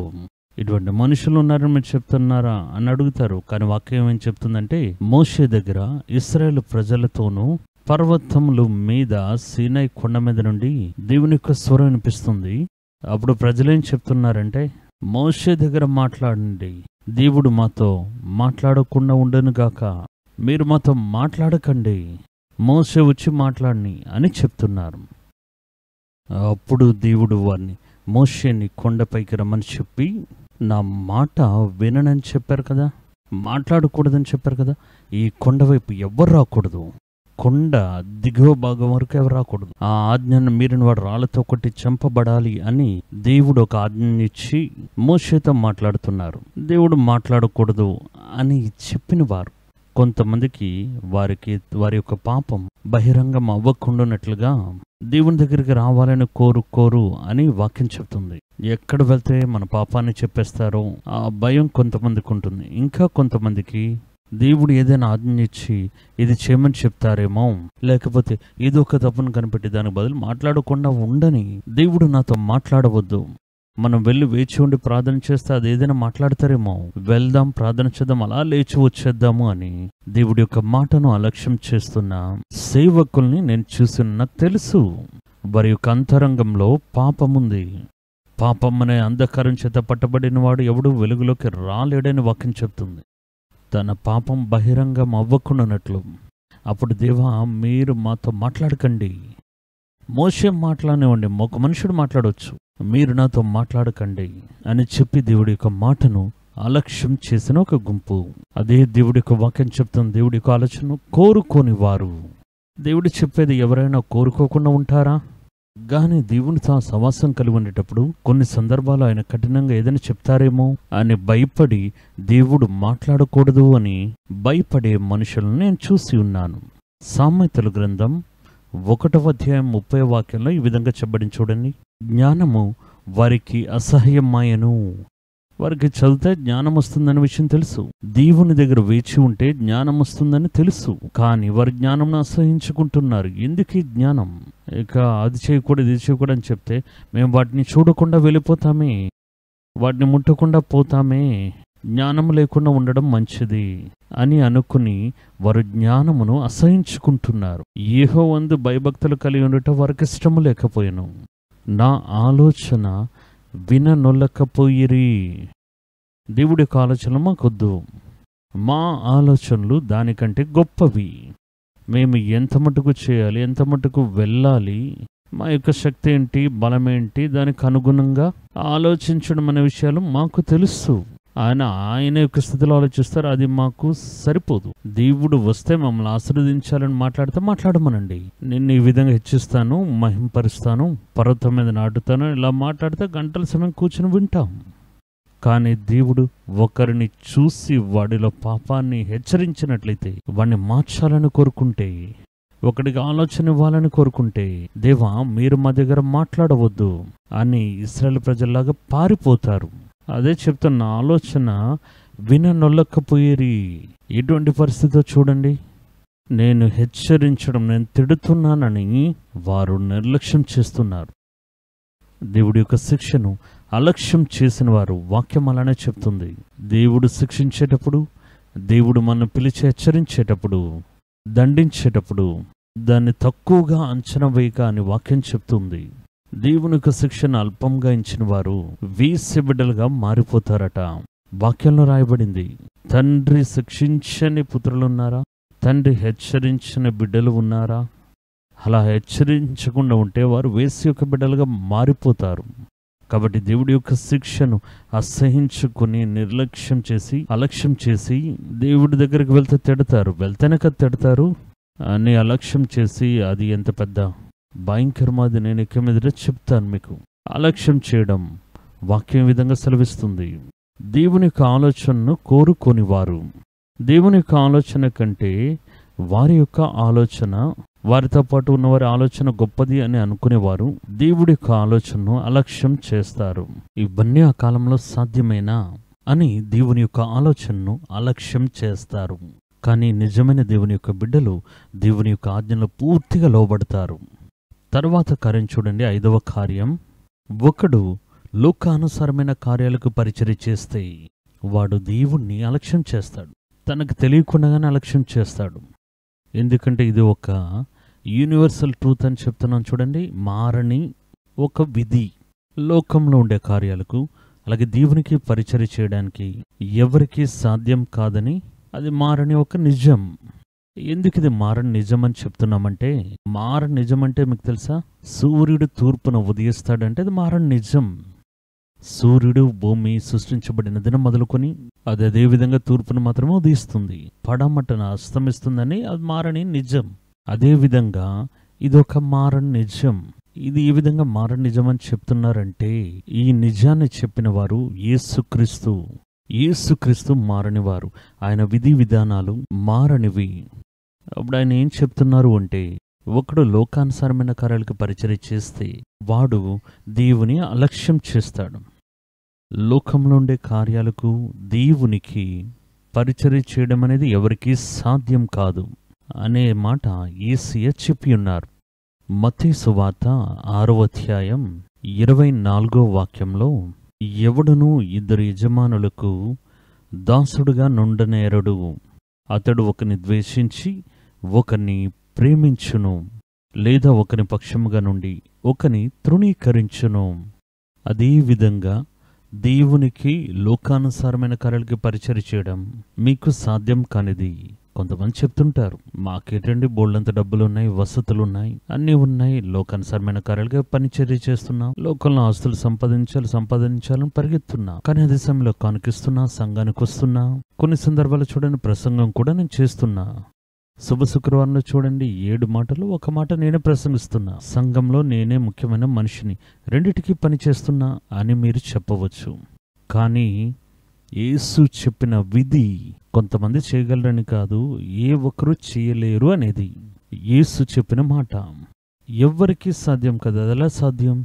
లోకానుసరమైన కార్యాలు కలిగి ఉండడం గొప్ప విషయం కాదు, అది తప్పు కాదు, దాన్ని అనుభవించడం తప్పు కాదు.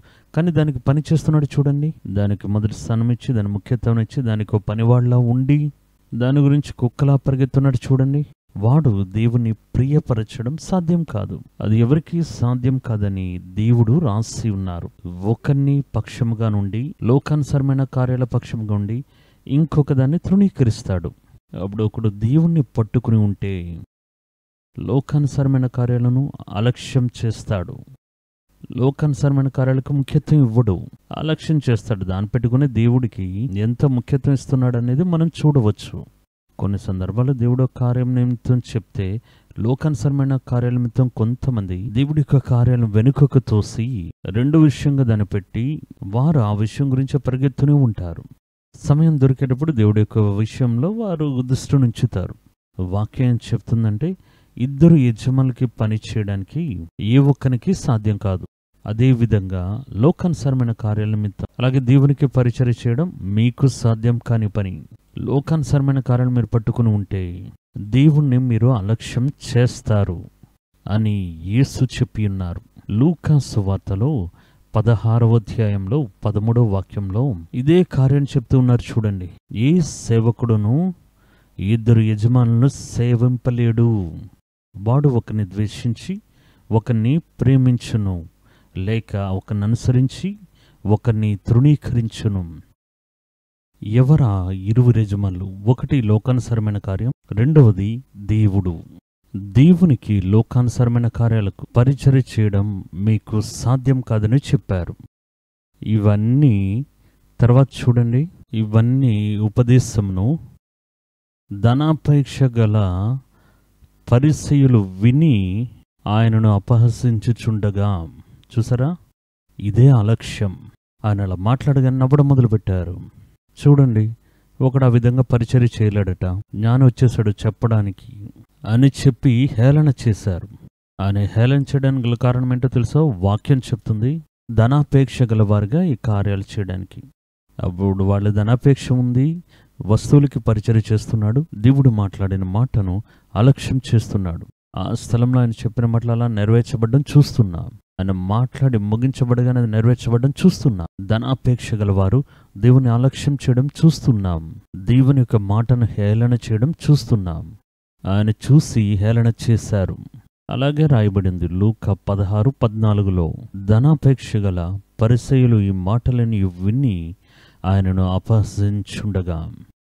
తర్వాత చూడండి 6వ కార్యం చెప్తుంది, శరీర ఇచ్ఛలో నడిచేవారు, శరీరానుసారంగా నడిచేవారు దేవుని తృణీకరిస్తారు.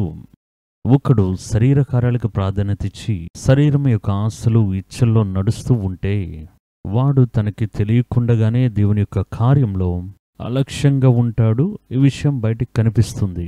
వాక్యం చెప్తుందంటే 2 పేతురు రాసిన పత్రిక 2వ అధ్యాయం 10వ వాక్యం. అందులో ఏం చెప్పబడింది? ముఖ్యముగా మలినమైన దురాశ కలిగి శరీరానుసారంగా నడుచుకొనుచు ప్రభుత్వం నిరాకరించుచు వారిని ఆ విధంగా చేశారు.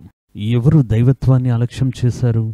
మలినమైన దురాశ కలిగి శరీరానుసారమైన ఇచ్ఛలకు అవకాశం ఇచ్చి శరీరానుసారంగా నడుచుకొని మద్యం సేవించడం, తిరగడం, వ్యభిచారం చేయడం, వీటిల్లో వారి యొక్క దృష్టిని పెట్టేవారు దేవుణ్ణి, దైవత్వాన్ని అలక్ష్యం చేస్తారు. వీరు తెగువ గలవారు, అహంకారులు, స్వేచ్ఛపరులైన మహత్వం దూషింప వెరవకి ఉన్నవారు అని 2 పేతురు రాసిన పత్రిక 2వ అధ్యాయం 10వ వాక్యంలో చెప్పబడింది. యూదా ఇదే కార్యాన్ని 1వ అధ్యాయం 4వ వాక్యంలో యూదా చెప్తున్నా చూడండి. అదే విధంగా కలలు చూసే వీరును శరీరమును కామతురత్వమునకు దుర్వినియోగపరచుచు మలినపరుచుకుంటూ దైవత్వమును, లార్డ్షిప్, దేవుని యొక్క ఆ దైవత్వమును అలక్ష్యం చేస్తూ మహత్వములను దూషించుచున్నారు. ఎవరు అలక్ష్యం చేస్తున్నారు?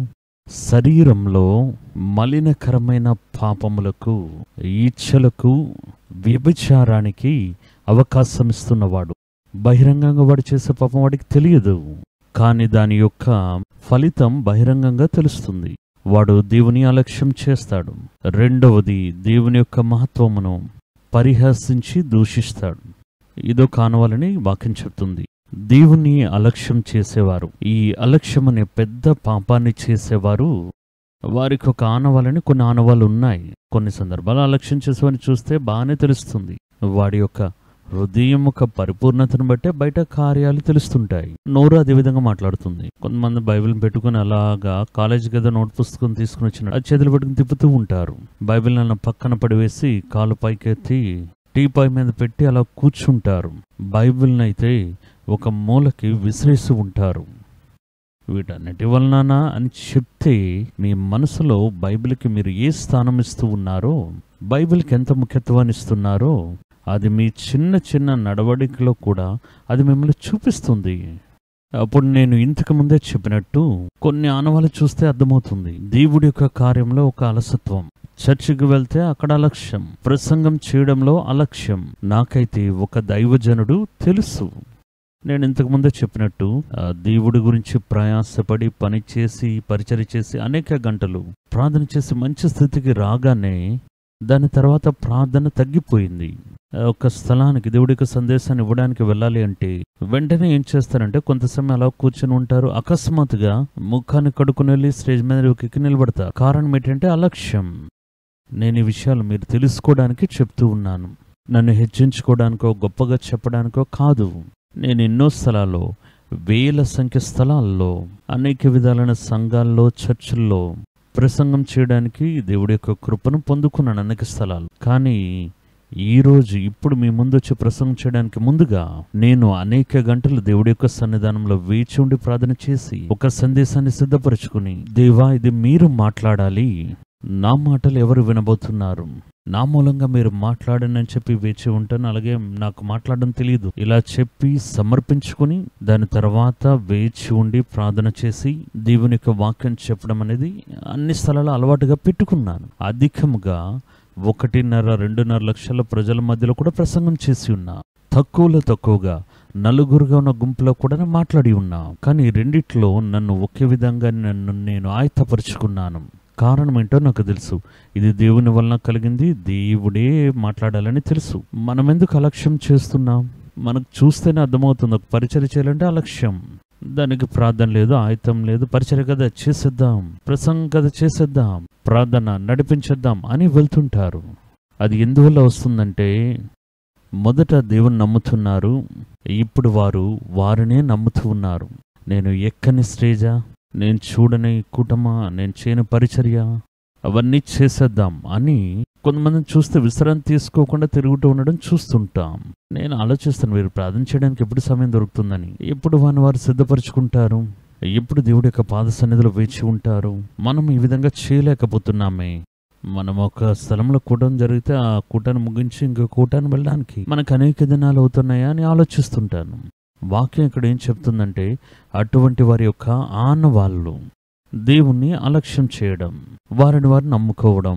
దేవుడు లేకపోయినా పర్వాలేదు, మేము మాట్లాడేస్తాం, మేము పరిచర్య చేయడం అని చెప్పడం. దేవుని కంటే లోకానుసారమైన కార్యాలకు ముఖ్యత ఇవ్వడం బట్టి ఆదివారం ఆరాధనకి వెళ్ళాలి, సంఘంగా కూడుకోవడం విడిచిపెట్టకూడదని వాక్యం చెప్పినా కూడా ఆ రోజు ఏదైనా ఒక ముఖ్యమైన పని ఉంది అంటే పనికి వెళ్ళిపోతుంటారు. అప్పుడు ఎంత మటుకు కొన్ని ఆనవాళ్ళను మనం దేవుణ్ణి అలక్ష్యం చేస్తున్న విషయం అది చూపిస్తుంది. ఆ విధంగా కొన్ని ఆనవాళ్ళు ఉన్నాయి. వీరు దేవుని అలక్ష్యం చేస్తున్నారనే దానికి అది మనం చెప్పడం కంటే బైబిల్ ఏం చెప్తుందో గమనించి చూడండి.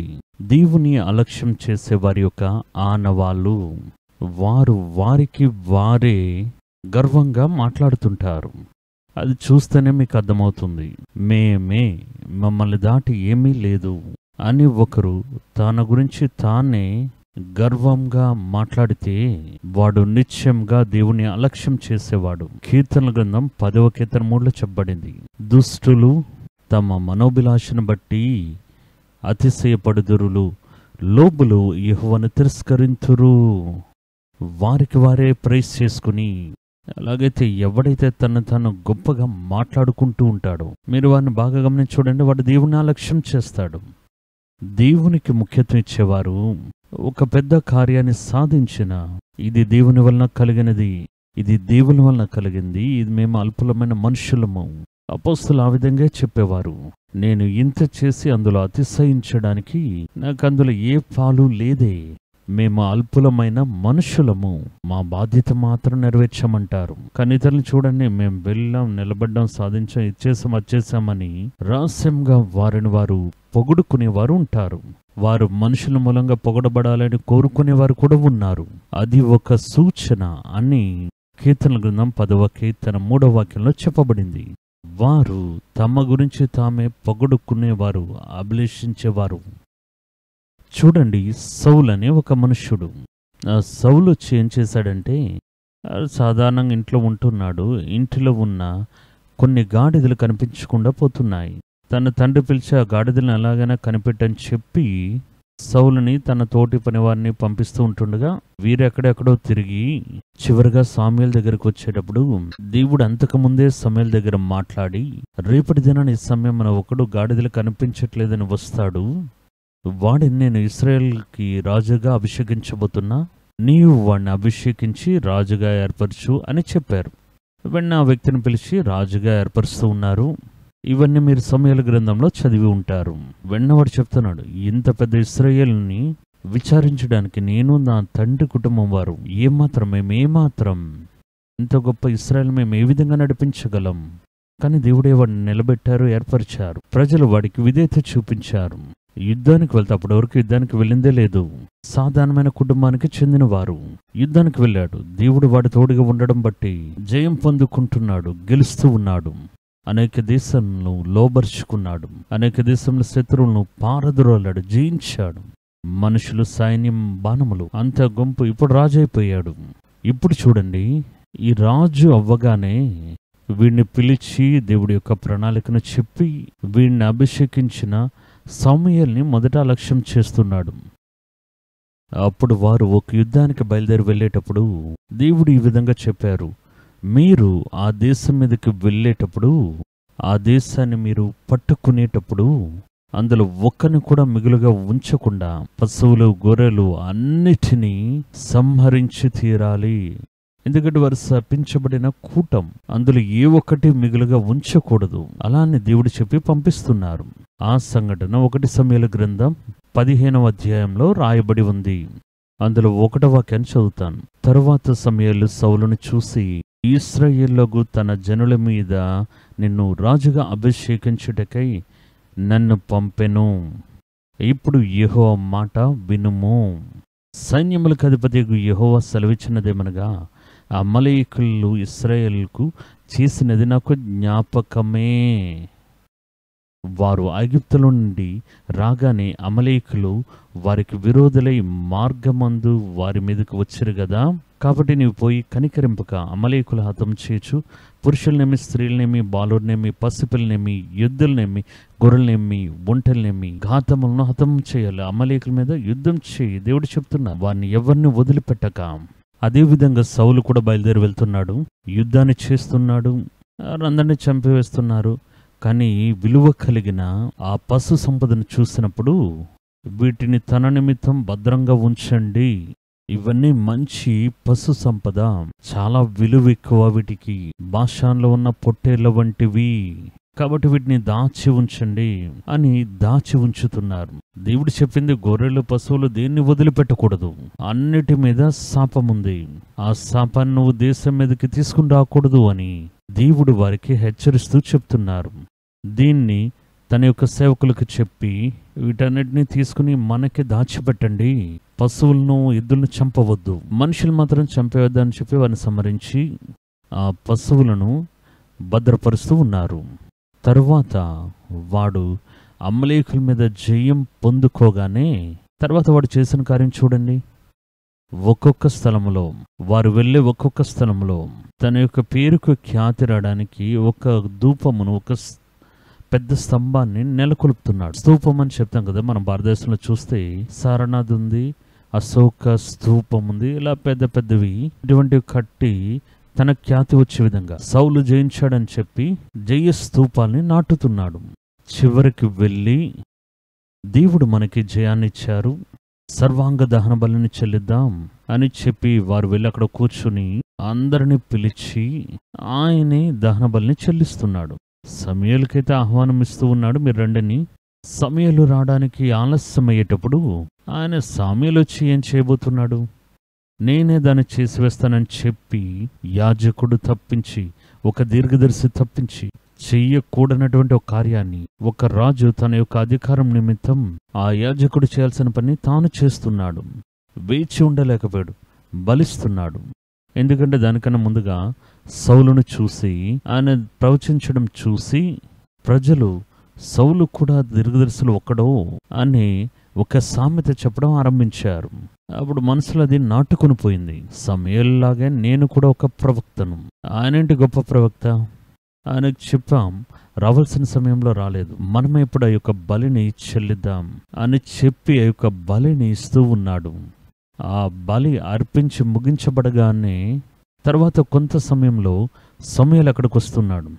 ఏం చేస్తున్నారని అని అడిగాడు. మీరు రావడానికి వేచి ఉన్నాం, అదేం జరగలేదు, మీరు రావడానికి కొంత ఆలస్యం అవుతుందని అనిపించింది, అందుకే నేను బలి ఇచ్చాను. అప్పుడు మొదటి అలక్ష్యం చూడండి, దైవజనుని అలక్ష్యం చేస్తూ ఉన్నాడు. ఈయనే వచ్చి వీడిని అభిషేకించిన వారు, దేవుడు చెప్పిన మాటను తెలియజేసిన వ్యక్తి సమూయేలుని అలక్ష్యం చేస్తున్నాడు. రెండవది, సమూయేలు అడుగుతున్నారు, దాన్ని వదిలేయండి, దేవుడు నీకేం చెప్పారు, ప్రతి ఒక్క పశువులను నువ్వు సంహరించాలని దేవుడు చెప్పారు కదా, కానీ నా చెవుల్లో వినబడుతున్న ఈ యొక్క పశువులు, గొర్రెల శబ్దం ఏంటని అడుగుతున్నారు. ఇవన్నీ చూడండి, అయ్యో కనిపెట్టేసరిగినా చాలా ఎక్కువ పశు సంపద అమలేకులది, పశువులు అవి అక్కడ దాచిపెట్టారు, అరుస్తూ ఉన్నాయి, ఆ శబ్దం ఏంటని సమూయేలు అడుగుతున్నారు. వెంటనే చెప్తున్నారు చూడండి, అది ఎలా సమాలిస్తున్నాడు చూడండి. ఆయన చెప్తున్నాడు, లేదు, వారి యొక్క మంచి పశువులను కొన్నింటిని మా యొక్క వీరులు తీసుకుని వచ్చి దేవునికి కానుకగా బలిద్దామని దాన్ని వేరుగా మేము ఉంచి ఉన్నామని చెప్తున్నారు. ఆ మాటను వదిలిపెట్టు. సౌలు చెప్తున్నాడు, మాట్లాడక, కానీ దేవుడు నీకు చెప్పిన మాటను అలక్ష్యం చేయడం బట్టి దేవుడు నిన్ను తోసివేశారన్నారు. ఈ సంఘటన మీరు పూర్తిగా చదివితే 1వ వాక్యం నుండి 1 సమూయేలు గ్రంథం 15వ అధ్యాయం 1వ వాక్యం నుండి 16 వరకు మీరు ఫ్రీగా ఉండేటప్పుడు చదివి చూడండి. అందులో చూస్తే సమూయేలుని అలక్ష్యం చేస్తున్నారు. వాని మూలంగా దేవుడు చెప్పిన మాటను అలక్ష్యం చేస్తున్నాడు. ఎద్దులను గొర్రెలను పట్టుకుని వాటిని ఉంచుతూ ఉన్నాడు. వీటన్నిటినీ చేసింది అలక్ష్యం చేయడానికి గల కారణం ఏంటంటే, వాడు తనని తానే పొగుడుకొని జయస్తూపాన్ని నాటి ఇవన్నీ నా పరాక్రమం మూలంగా సాధించినది అని నమ్మి దేవుణ్ణి అలక్ష్యం చేస్తున్న నేను రాజుని, నాకెవరు దేవుడు, నేను రాజుని, నా అధికారం కింద ఉండే ఒక దీర్ఘదర్శి అని సమూయేలుని అలక్ష్యం చేసి తన యొక్క మనోభిలాష ప్రకారం నడుచుకున్నాడని వాక్యం చెప్తుంది. వాడు అలా చేయడానికి గల కారణం దేవుడి యొక్క మాటను అలక్ష్యం చేస్తున్నాడు. వద్దని చెప్పిన వస్తువుల మీద ఆశను కలిగి ఉన్నాడు. సమూయేలు గురించి వాడు వేచి ఉండలేదు. తన యొక్క జయస్తూపములు వాడు నాటాడు. దేవుడి గురించే చేశామని చెప్పి అబద్ధపు మాటలు మాట్లాడి కార్యాలు చేశాడు. కొంతమంది అలానే చెప్తారు, ఎందుకు దేవుడు చెప్పిన కార్యాలు మీరు చేయలేదంటే, లేదు మేము దానికి బదులుగా వేరే కార్యాన్ని చేశాం, వేరే కార్యాన్ని నడిపించాం, దేవుడు సంతోషంగా ఉంటారు. అది మీకు చెప్పారా ఆయన? దేవుడు తను ఏం చేయమని చెప్పారో అది మనం చేసేటప్పుడే దేవుని యొక్క ఇష్టం మన మీద ఉంటుంది. వాడు చూడండి, ఇదంతా దేవుడి గురించి మేము పెట్టి ఉన్నామే, దేవుడి గురించి అని చెప్తే దేవుడు దాన్ని వద్దన్నారు కదా. అప్పుడు వాక్యం చెప్తుంది, ఎన్ని పాపములను అతిక్రమణ చేశాడో చూడండి. అలక్ష్యం చేయడం బట్టి దేవుడి యొక్క మాటను మీరుతున్నాడు. వద్దని చెప్పిన వస్తువుల మీద ఆశ కలిగి ఉన్నాడు. సమూయేలు గురించి వేచి ఉండకన్నా సమూయేలుని అలక్ష్యం చేస్తున్నాడు. తను గొప్ప చేసుకోవడానికి జయస్తంభాలు నాటుతున్నాడు. తను తాను యాజకునిగా హెచ్చించుకుంటున్నాడు. దేవుడి గురించి మేము చేశామని అబద్ధమాడుతున్నారు. అలక్ష్యం చేసేవారు ఇవన్నీ చేస్తుంటారు. మీరు ఆ అనుభవాలు చూస్తేనే అర్థమవుతుంది. ఎందుకు ఇది చేశారంటే దేవుని గురించే చేశామని చెప్తుంటారు. ఎందుకు చేయలేదని అడిగితే వారు ఏం చేశారో చెప్తూ ఉంటారు. ఇది ఎందుకు చేయలేదని చెప్పడానికి బదులే చెప్పరు. ఇదే దేవుని అలక్ష్యం చేసేవారికి ఉండే ఆనవాళ్ళు. 2 పేతురు రాసిన పత్రిక 2వ అధ్యాయం 10 నుండి కొన్ని వాక్యాల విధంగా చెప్తున్నా చూడండి. ఈ అలక్ష్యం చేసేవారి ఆనవాళ్ళు ఏంటని. ముఖ్యముగా మలినమైన దురాశ కలిగి శరీరానుసారంగా నడుచుకొనుచు ప్రభుత్వమును నిరాకరించుచు దేవుని నిర్లక్ష్యం చేస్తారు. వీరి యొక్క స్వభావం ఆనవాళ్ళు ఏ విధంగా ఉంటుందంటే, వీరు ఏ పాపం చేయడానికైనా సిద్ధంగా ఉంటారు. వీరు బరి తెగించిన వారు. 2వ పాయింట్, అహంకారులు. వాక్యాలను చెప్పడం చూడండి. 3వది ఏం చేస్తాడంటే, మహత్వములు దూషింప వెరువకయున్నవారు, భయపడని వారు. వాక్యంలోనే రాయబడింది. ఇదంతా చూస్తేనే తెలుస్తుంది, వీరు దేవుని అలక్ష్యం చేసేవారు. అధిక బలమును శక్తియు గలవారైన దేవదూతలు వారికంటే ప్రభు ఎదుట వారిని దూషించి వారి మీద నేరము మోపబెరుతురు. వారైతే పట్టబడి చంపబట్టకై స్వభావ సిద్ధమైన పుట్టిన వివేక శూన్యం గల మృగముల వలె ఉండి తమకు తెలియని విషయములు గూర్చి దూషించుచు. తర్వాత అనువాలేంటి? 1 తృణీకరించేవారు, అహంకారులు, మహత్వంను దూషింప వెరువకున్నవారు, వారికి తెలియని విషయములన్నిటినీ దూషిస్తారు, తమ దుష్ప్రవర్తనకు ప్రతిఫలంగా హాని అనుభవించచ్చు. తర్వాత వీరి యొక్క గుణం ఆనవాళ్ళు, వీరు ఒకనాటి సుఖానుభవము సంతోషమని ఎంచుకొనుచు వారు కలంకములను నిందాస్పదములనే ఉండి తమ ప్రేమ విందులో మీతో కూడా అన్నపానములు పుంచుకొనుచు. తర్వాత 14వ వాక్యంలో చెప్తూ ఉన్నారు, వ్యభిచారం మైకంలో మునిగిపోయి ఉన్నవారు, పాపమును మానలేని కన్నులు గలవారును. ఇవన్నీ ఆనవాళ్ళు. అస్థిరులైన వారి మనసులను మరలు కొలుపుచు లోబితో ముందు సాధకము చేయబడిన హృదయము గలవారును శాపగ్రస్తులై ఉండి. వీరు లోబితం కలవారు. సాధారణమైన పేద ప్రజలను ఎలాగైనా మోసం చేసి వారి దగ్గర డబ్బును దొంగిలించాలి, దేవుడు పేరు చెప్పి భయపెట్టి ఎలాగైనా వారి దగ్గర ఉన్నదాన్ని వారి నిమిత్తం తీసుకోవాలి అని కార్యాలు చేస్తూ ఉంటారు. చూడండి, వీరి యొక్క ఆనవాళ్ళని చెప్పి పేతురు ఏమని చెప్తున్నారు? తృణీకరించేవారు, అహంకారులు, మహత్వమును దూషించేవారు, ఒకనాటి సుఖానుభవాన్ని వెతుక్కుని పరిగెత్తేవారు, మద్యం సేవించేవారు, వ్యభిచారం చేసేవారు దీన్ని వెతుక్కుని పరిగెత్తుంటారు. వ్యభిచారం మైకంతో నింపబడి ఉంటారు. ఆత్మలను తంత్రముగా పట్టుకుంటారు. అబద్ధం చెప్పి తంత్రంగా వీరందరూ దేవుని అలక్ష్యం చేసే వారి యొక్క ఆనవాళ్ళు. ఈ ఆనవాళ్ళు ఉన్నవారిని మీరు చూసి ఉంటారు. సంఘంలో ఉంటారు, పరిచర్యలో ఉంటారు, విశ్వాసులుగా ఉంటారు, దీర్ఘదర్శులైన పేరు మీద ఉంటారు, సువార్తకులుగా ఉంటారు. కానీ ఈ గుణములు వారిని పట్టించేస్తాయి. అలక్ష్యం చేసేవారు ఇటువంటి ఆనవాళ్ళు కలిగి ఉంటారని వాక్యం చెప్తుంది. ఈ అలక్ష్యం చేసేవారి మీదకు వచ్చే దండనలు ఏమిటి? అది కూడా బైబిల్లో వాక్యం మనకి స్పష్టంగా చెప్తుంది. ఈ అలక్ష్యం అనేది పెద్ద పాపం. అలక్ష్యం అనే ఒక పెద్ద పాపానికి దేవుడు కొన్ని దండనలు పెట్టి ఉన్నారు. మొదటి దండన ఏంటో తెలుసా?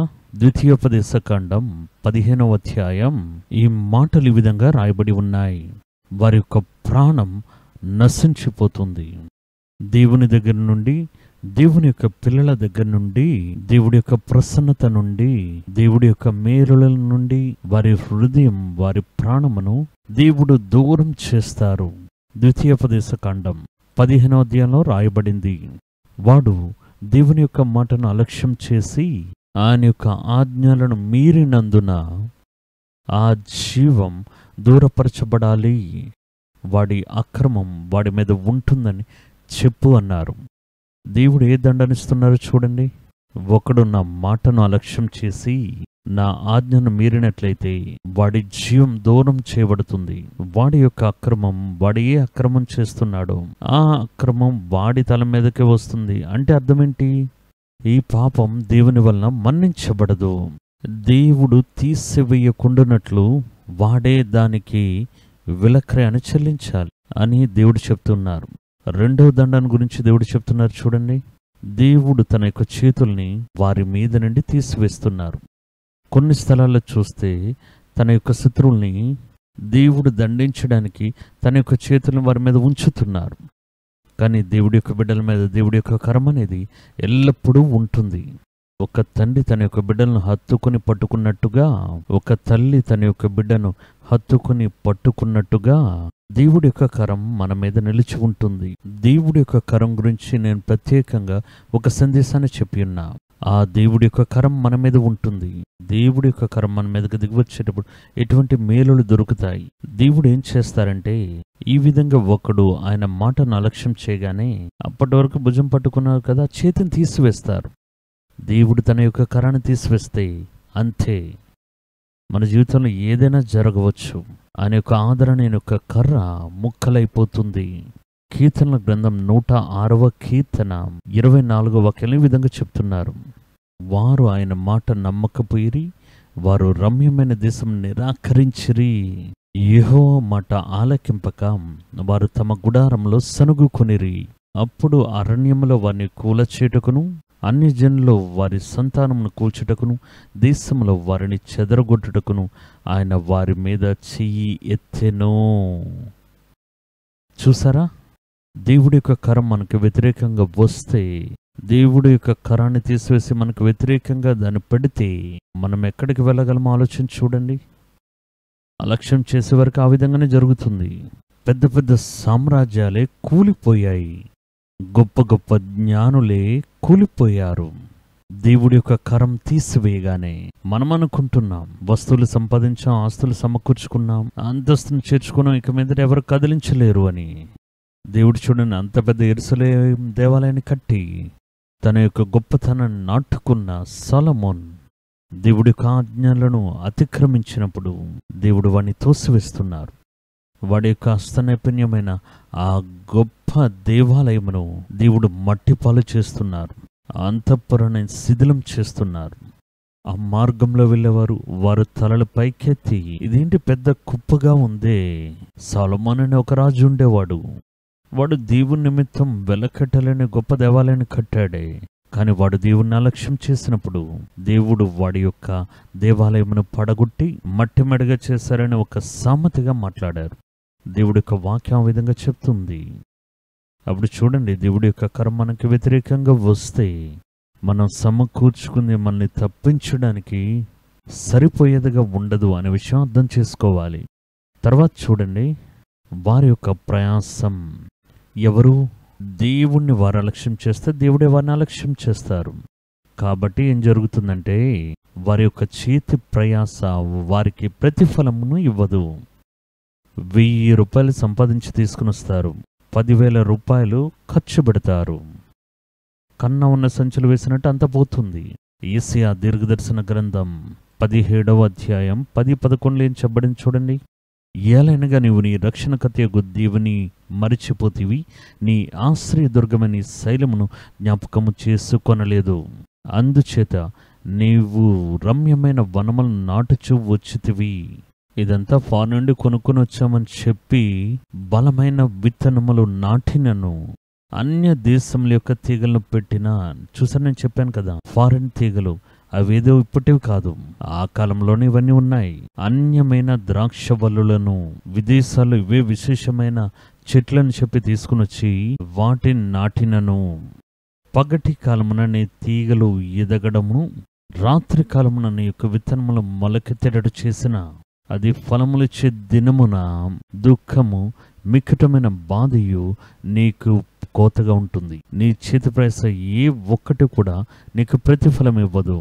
ఎంత మటుకు పరిగెత్తినా ప్రయత్నం చేసినా అది నీకు ప్రతిఫలం ఇవ్వదు అని దేవుడు చెప్తున్న కొన్ని స్థలాలను నేనే చూసి ఉన్నా. బాగా ఉన్న పరిచర్య పడిపోయి దేవుడికి విరోధమైన కార్యాలు చేయడం బట్టి దేవుడి యొక్క మహిమ వారి నుండి దూరం అయ్యేటప్పుడు నేను ఎంతగానో ప్రయాసపడి, ఇంకా కొంతమంది సేవకులు ప్రయాసపడి ఇంత పెద్ద పరిచర్య పడిపోకూడదని దానికి ప్రయత్నం చేసి ఎలాగైనా దాన్ని నిలబెట్టడానికి లోపలికి వెళ్ళి కూటాలు జరిపించి చూస్తున్నాం. అక్కడికి వెళ్ళి వారికి సహాయం చేసి చూసాం, నిలబెట్టడానికి ప్రయత్నం చేశాం, కానీ ఏ ఒక్కటి పని చేయలేదు. అదే ఊరిలో వారి చర్చలోకి వెళ్ళి నేను ప్రసంగం చేస్తే, అలాగే ఇంకో కొంతమంది పెద్ద సేవకులు కూడా సహకరించారు. వారు ప్రసంగం చేస్తే ఏ ఒక్కరు అక్కడికి రారు. అదే ఊరిలో వేరొక స్థలంలో నిలబడి ప్రసంగం చేస్తే ప్రజలు గుంపులు గుంపులుగా వచ్చి నిలబడతారు. నాకైతే ఆశ్చర్యంగా ఉంటుంది.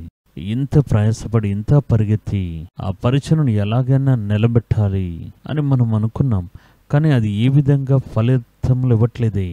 కానీ వాక్యం చెప్తుందంటే దేవుడి యొక్క వాక్యమును అలక్ష్యం చేసిన వారు, దేవుని యొక్క మాటకు దూరమై వెళ్ళిపోయిన వారు, వాడు ఎంత ప్రయాసపడినా కష్టపడినా తిరుగులాడినా ఉచితమైన కార్యాలు తీసుకుని వచ్చి ఫలములు ఇచ్చే విధంగా నాటినను అది ఫలములు ఇవ్వదు. దేవుడి శాపం యొక్క మాటలు చూసారా? ఎందుకు? కారణమేంటి?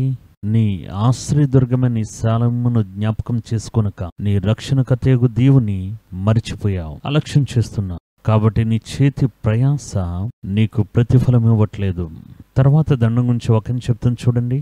అంధకారంలో చీకటిలోకి పంపించబడతారు. ఇదే మనం మొదట చదివాం. కీర్తనల గ్రంథం 107వ కీర్తన 10వ వాక్యంలో దేవుడి యొక్క మాటలకు విరోధముగా కలహములాడి ఉన్నతమైన దేవుని యొక్క ఆలోచనను అలక్ష్యం చేసిన వారు అంధకారములోని మరణపు చీకటిలో వారు ఉంచబడతారు. ఈకట్లో ఇనుప చేత వారు బంధింపబడి ఉన్నారు. వారి యొక్క హృదయమును ఆయాసం చేత కృంగజేసను. సహాయం అనేది లేకుండా, ఎక్కడి నుండి వరకు సహాయం దొరకకుండా వారు అకస్మాత్తుగా నాశనమైపోతున్నారు. చూసారా?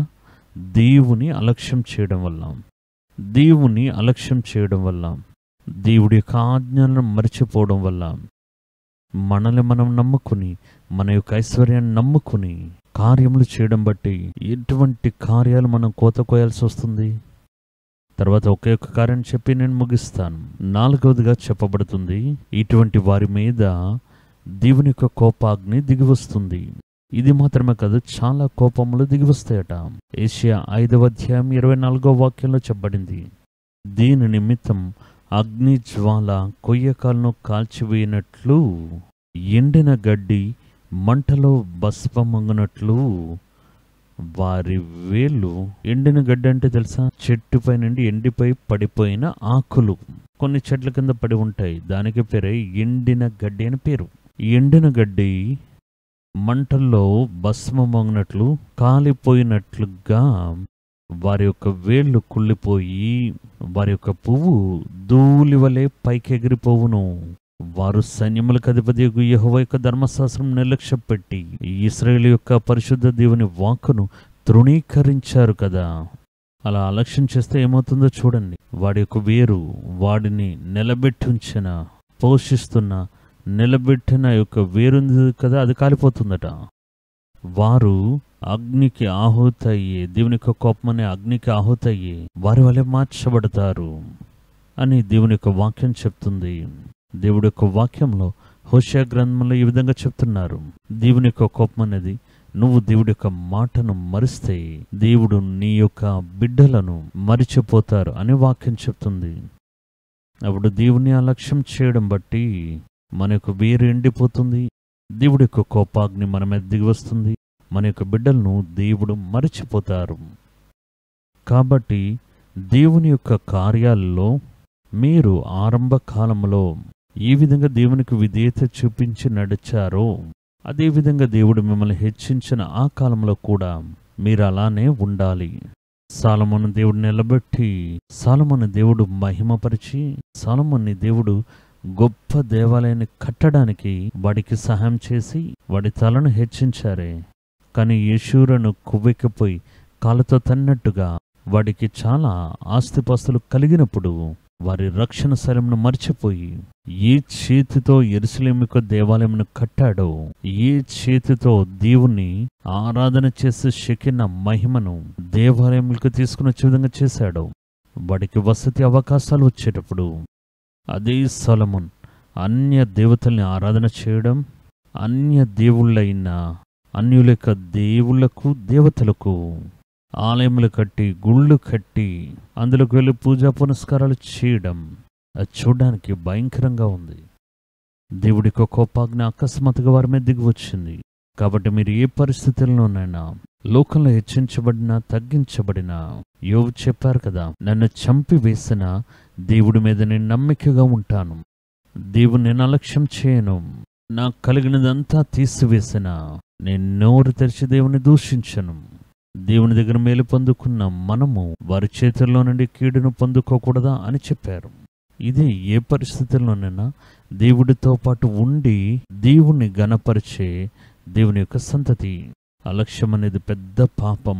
ఆ పాపానికి కఠినమైన దండనలు ఉన్నాయి. మరణపు లోయలోకి తోసివేయబడే దండన, కోపాగ్ని అనే దండన కూడా ఉంది.